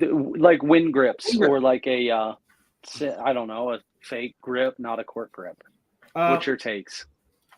EVA is like fine. EVA is easy to. Well, EVA you don't know if it's dirty or nasty because it always looks the same for the most part. You take a wet, unless it's white. If it's the white Abu, I don't know why they ever went with white EVA. It's like yes, yeah, that is so dumb. Wind grips are fine. I have no problem with wind grips. I don't know. I think we overthink things. I think if you just don't like it, buy it. I'm a fan of it because I feel like it lasts a lot longer. I don't have to. Like Debo said earlier, I'm not gentle on stuff. I broke a frame of a reel trying to screw it back together. I'm not going to be, gentle on things. And I feel like the non-cork grips tend to last a little bit longer for me anyway, just because I'm not. You guys golf? Yeah. wing grips have been around in golf forever. Yep. You can go and find golf clubs that are 20, Randy- 30, or what, really old, Randy and the talks wing about grips that, still yeah. look brand new. You know what I mean? He used to put you put wing grips on. Yeah, he talked that about would be adding wing grips to his old. the first thing I would do anytime I bought clubs. a new club of any kind. I'd take the grips off. I would cover my hand in gasoline as I put new grips on, and probably killed myself halfway. But yeah, wind's the way to go. I love wind grips. Yeah, my point is, wind is proven to be extremely durable. So if you value durability, the grips are probably going to outlast most of the rods that are on the grips, or the grips are on. I feel like wing grips are one of those things, like especially with the bigger lues, like I freaking love them. Like I love those grips, and it's like a love or hate. Like people either love wind stuff or they absolutely hate it. There's not much middle. I will say, Debo, what was the one rod that I had recently that the grips they almost got slippery when they got wet. They weren't. What was that? Is that slippery when wet? Yes. Is that a sign you read? That wasn't a Bon Jovi album. I was gonna say that's a record. God, what was that rod? I'll think of it. What else do we have for gear questions? Let's rapid fire a couple more, then we're getting out of here. I know it's late. I think we're all Central Time, so not too late. 10 o'clock. I'm good. A few more rapid fires on gear, and then we're getting out of here. I know. If anyone has any BDM questions or anything like that. I did see a this or that. I did see him in there talk about a good supporter. Grant has the Rona now. Hopefully everything goes okay there. Love you guys. Be safe. Be healed soon. Glad you're okay, Gramps. But what do we got? What do we got for gear questions? Hit us, Randy. What do you have? It was a this or that. I'm looking for it right now, but it was basically a this or that. Would you rather use basics or Red Label? Is this a line? As far as line, yeah. As far as fishing line goes, Seeger, like Bob Seeger. I've tried millions of different lines. Mm-hmm. I've settled on only a couple that I use from now on. Okay. Braid, I use. I'm a braid snob on spinning reels. I like Daiwa J-Braid Grand. It's a little, for an 8 carrier braid, it's a little noisier than the other 8 carriers. Like a lot of people like Super Slick V2, which is a fantastic line. There's nothing wrong with Super Slick V2, except it's really soft. And if you cast line for line SSV2 versus J-Braid Grand, J-Braid's going to outcast it because it's a little firmer of a line and it comes off the spool a little harder. Like I can fire baits out further with J-Braid Grand. So I'll take that casting distance with a little bit of the extra noise. It's not as supple of a line as SSV2. So you're getting a little more noise through the guides, especially if you have like high-end guides. It kind of goes a little bit. I don't mind that, but I love J-Braid Grand for spinning reels. SSV2 is also fantastic. You can't go wrong with either. But if you want max casting distance, even just going to a 4 carrier like regular Power Pro, most regular Power Pro will outcast most higher end 8 carrier braids. So it is what it is. A lot of people just love regular Power Pro, but it's 4 carrier. Fluorocarbon, I basically go 3. I go either sniper for kind of everything. And then I like Invisible. What was that? You cut out on my side. Which one for everything? FC Sniper. Oh, okay. So FC Sniper is great. Invisix is great. I think they're kind of pretty much equal as far as like features, quality. Like I have so many I have a bunch of rods with FC Sniper and a bunch of rods in Invisix. I almost can't tell the difference. Like when I use them, they both feel really similar, and they've really been great over the years. And then I've been dabbling in Tatsu in the last 2 years, and that is starting to ruin me because Tatsu is. If you ever use the Tatsu, no, I'm a big tactical guy. P-line tactical. P-line's good. I like that's cool. Yeah, I like the Sunline. Are you using the copolymer P-line or the fluorocarbon? No, the fluorocarbon. The 100%. Got it. Yeah, I haven't tried that. I've tried the P-line, the regular P-line, the copolymer. But like Tatsu is, you got to try Tatsu just to try it. I never have. Just get the Invisix is so good. Like, just as a regular use it all line. I know Randy really likes Invisix. Oh, I love it. For Sunline, which is interesting because everybody, I don't know if I got a good batch of it. Everybody talks about the FC Sniper, but the Sunline in the blue box, I got a crap ton of that when Gander. Do you guys have Ganders up there? Yeah, when they closed and did everything like a zillion. Dude, like 90% off. I got I was getting boxes of this stuff for like. I know exactly what you're talking about. We had closeouts up here at Ganders, and they were fire sailing everything. This stuff. And they you got So the they had best it thing marked about down it for is 10 you had like bucks. 7 of them. Yeah, this is 25. This was 25 pound. I don't think I've ever used this one, but this Sunline, the Super, dude, for like the money, I really like this. I don't know if guys aren't big on this compared to the Sniper. Is the Sniper that much better That's a good question. than this one? But I don't know. When I got this, I don't know if I just got good spools, but I mean, even the 25 pound. What I put 20 on it, and I was like, damn, this isn't bad at all for a 20 pound. What I've noticed about Tatsu versus like the other fluorocarbons that I've used is how flippin' soft it is. Like it doesn't keep like that. how. Like, I mean, this is 25, but that's still not like. Yeah, that I mean, that you get, like, 25 is a little stiff. There's some 15 but- pounds monos that are just like you grab a 15-pound mono and it can feel like, I don't know. But I like the blue box so far in my testing. I had multiple rolls that I burnt through for, like I said, $3 a piece. So I cleaned them out. I honestly don't think you can go wrong with anything from Sunline or Seaguard. Yeah, I think they all make of their good lines. products are good. I started flipping with Seaguard Smackdown this year, like flipping heavy, like 1 ounce into really dense cover, and it's been amazing. Like I really like I've been really impressed with Smackdown for braid. There's Mr. Philip Cheek, a huge channel supporter. We talk all the time. So this is another cool thing about my community is Philip. I've become friends with like people just on Instagram. Philip actually helped me shop for my wife was that Valentine's Day? He works at a store and he's like, dude, I can help you. He's like, that's one of my part-time jobs. But good people like that. So that's one of his inside jokes is, are y'all taking another drink in? DEBO'S talking about Gander Mountain. Dude, I spent I don't even want to know how much I spent like that second time when they went out of business. So like stuff was like 90% or off. the second or third or fourth time. Which one? I walked into one of the Ganders one time during the day, and they put out a fresh box of the big Invisix spools, and they were marked down. So they were marked down like $20, and then they were another 50% off on that. I bought all of them, and I still have probably 4 big 1,000-yard spools that I haven't even opened yet. That I still have from when Gander closed because I bought probably 15 of them. I literally bought them all. I'm like, I'll take them all. Like I bought the whole box basically. Yeah, Jennifer brings up a good point too. Jennifer, never be embarrassed if anybody makes fun of your fishing. I'll be right back real fast. All right. Be quick. Favorite all time Zipco 33 is a classic. What's wrong with the Zipco? Yeah, dude. There's still guys that use Zebco 33s to skip docks with. Dude. And don't want to admit it. I'm never gonna hate on. So a lot of people think like gear nerds are snobby. If you're out fishing, man, we're all on the same team. Like, who cares what you use? That's just it. Yep. We're all I was going to say, in pursuit. That's right. How about mono? I'm still a Trilene XL in the red box. I don't think I will ever stop using it. I only use mono for backing now. I don't use it. Why? You don't use any mono, man? I still have. I don't touch mono except for. I just use it for backing. That mono's been downgraded to backing for me. I don't even touch it. I don't even know if I have. Look at this. Talk about, I think this was actually a Gander deal too when I stopped up.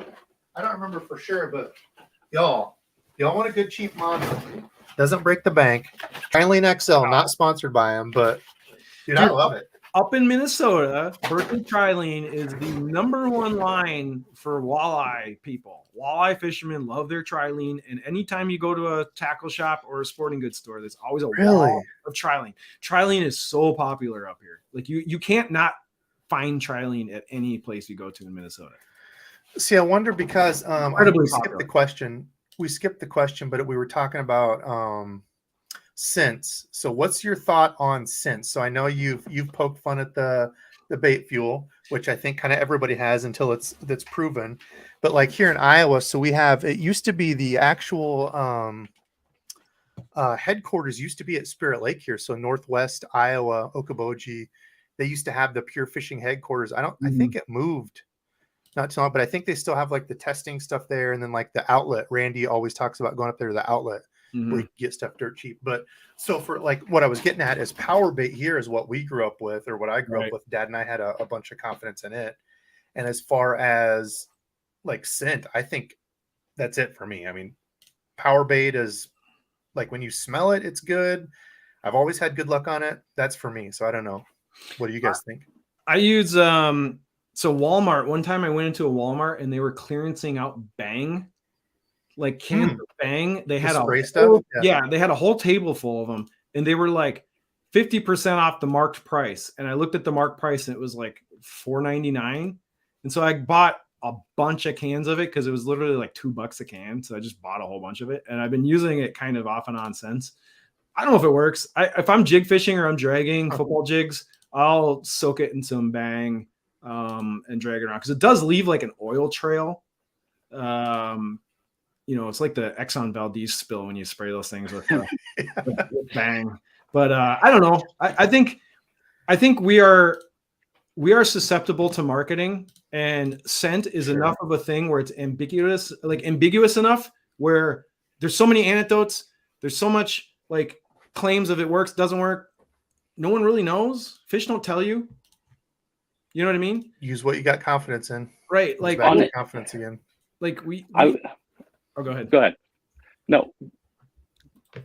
The thing that cracked me up about bait fuel was the marketing, because their videos were fucking hilarious. If you watched the videos and you paused it, they were something else. Charts, they were all they were just made by someone who wanted to make it look sciencey, and like guys were wearing lab coats with fresh creases down the side of the lab coat. They just taken them off and never had that on before. Yeah, like they never wore a lab coat, and like it's like their whole angle. I looked it up. The people that they use to scientifically test this is some lab. Rich G, I got something for you.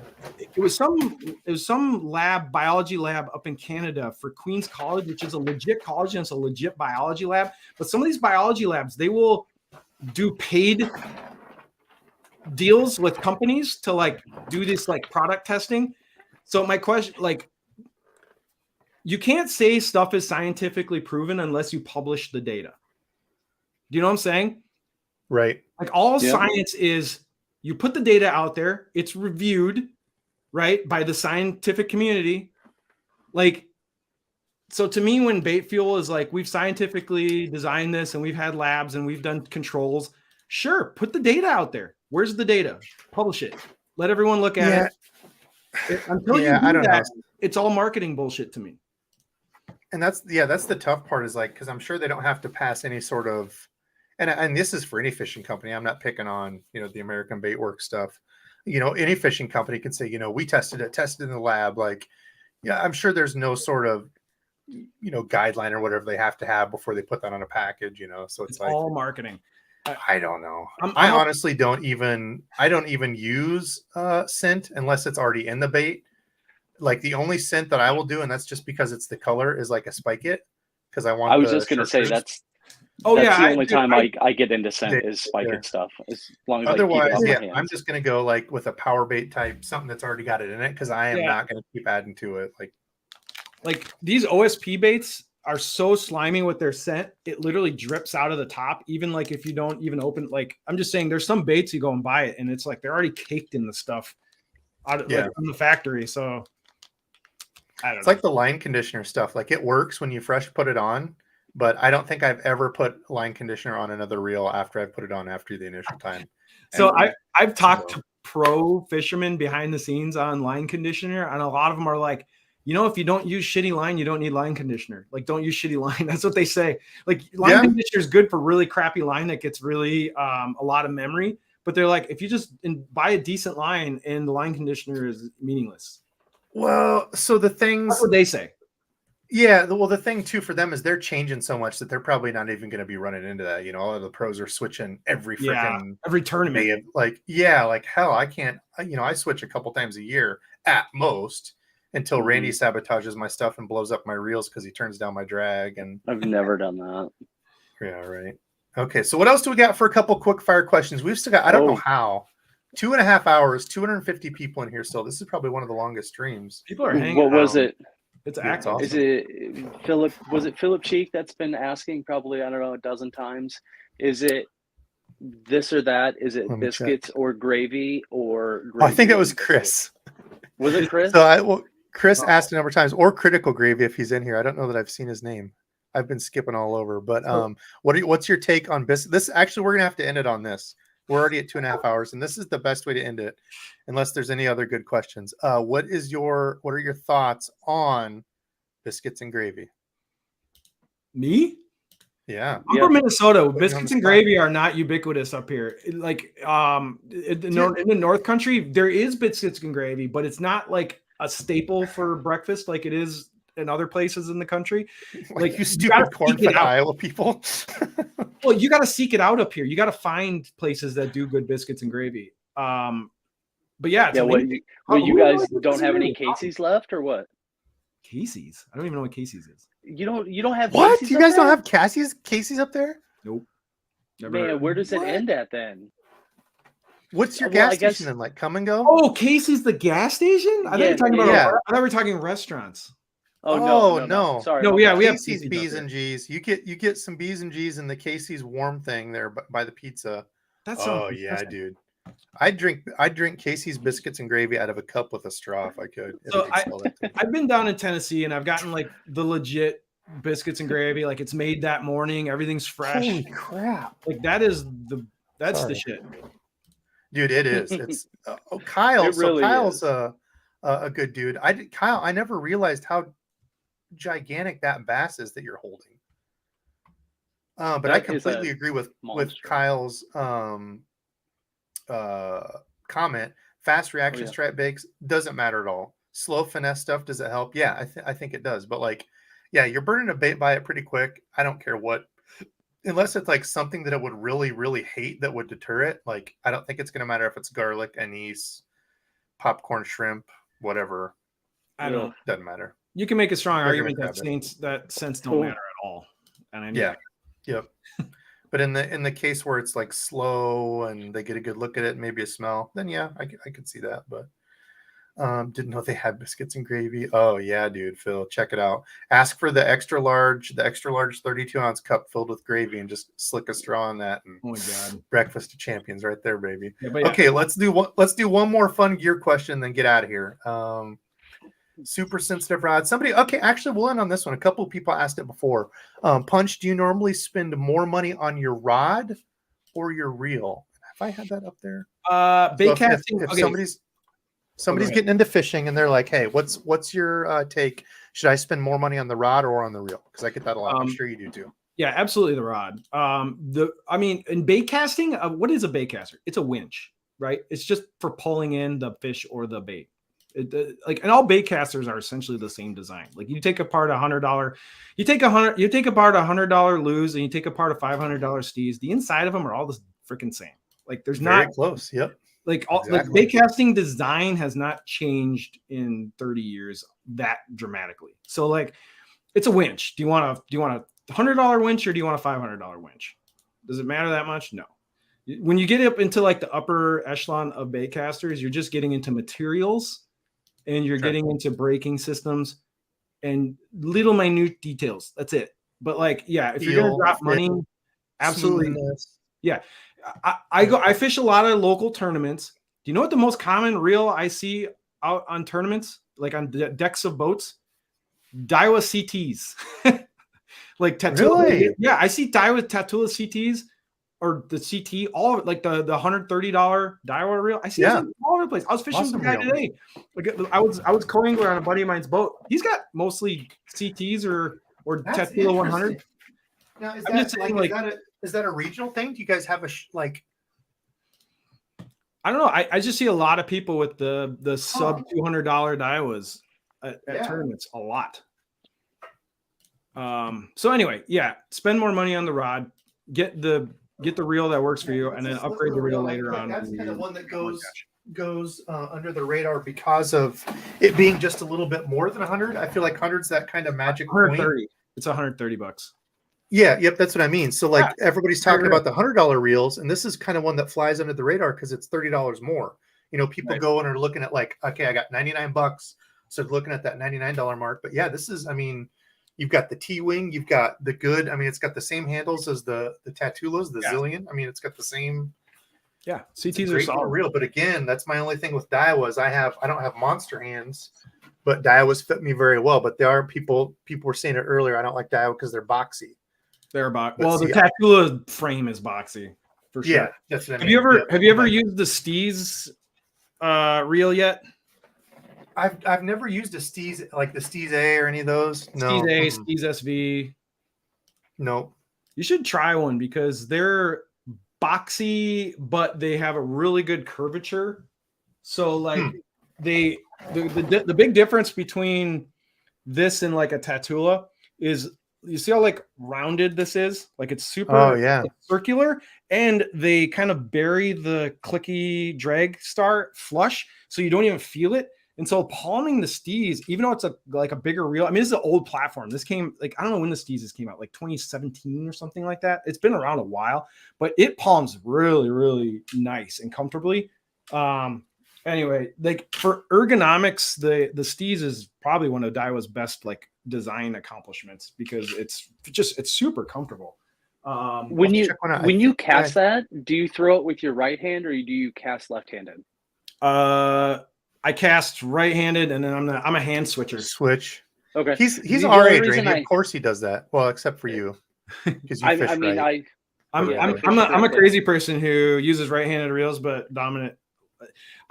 There's a reason. We're not crazy, dude. That's because you couldn't find left-handed reels when we learned. You could not find them. Hey, when I was 15, I was so addicted to Abu Garcia because they were the one of the very few that had a affordable bait casting reel on left hand. When I went to sports shops and when I was shopping when I was like 15, 16, 17 years old and got into bass fishing and started buying bait casters, only thing available was right-handers. And it was like, I go and buy I used to use my Quantums when Quantums were the shit back in the day. Yes, that's all I used to use was Quantum. They were one of the top 3 then. They looked amazing. They looked so much. They looked so cool back in like the late 90s, early 2000s. Quantum had good stuff, like aesthetically. The old Bill Dance Quantum days. So I just used right-handers because that's what was at the store. Dude, you went to any retail store, you couldn't find lefty stuff. And people that's one thing that people don't understand now is, and even now, like lefty is still obviously in the minority because I think people just see others. I don't know if they're just using a right-handed reel or if they're learning from, somebody older like us, but people don't realize that, back in the day, people are like, oh, you're so dumb. Why do you cast right and then switch? It's like, dude, you couldn't find them to learn on. You couldn't go to a retail store and find one. So.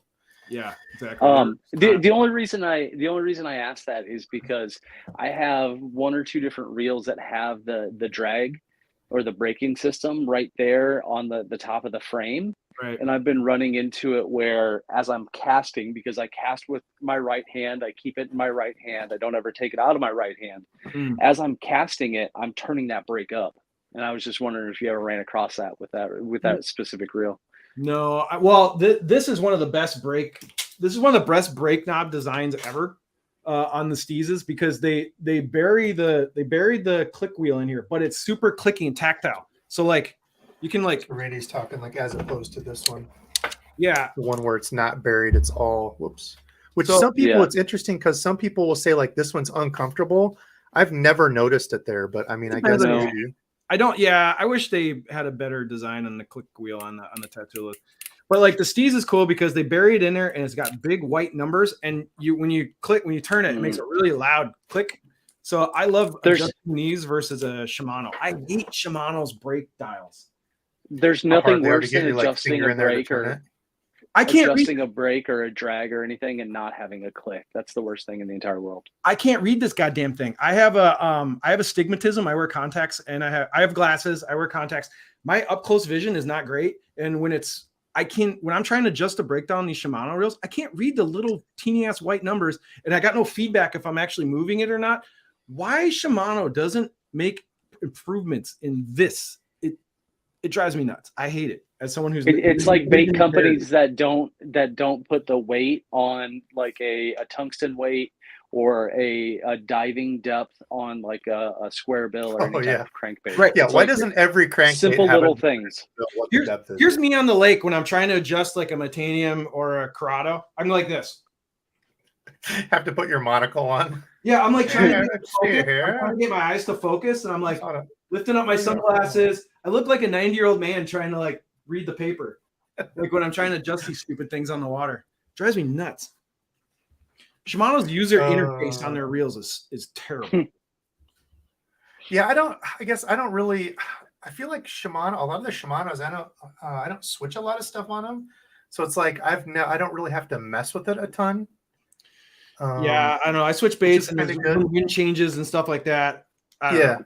So are you a guy that because here's where I kind of I have a hard time switching stuff. So when you get a reel on a rod, do you ever feel like they're married and it's like you fish it long enough that you can't take that reel off? They're like, that goes on that rod.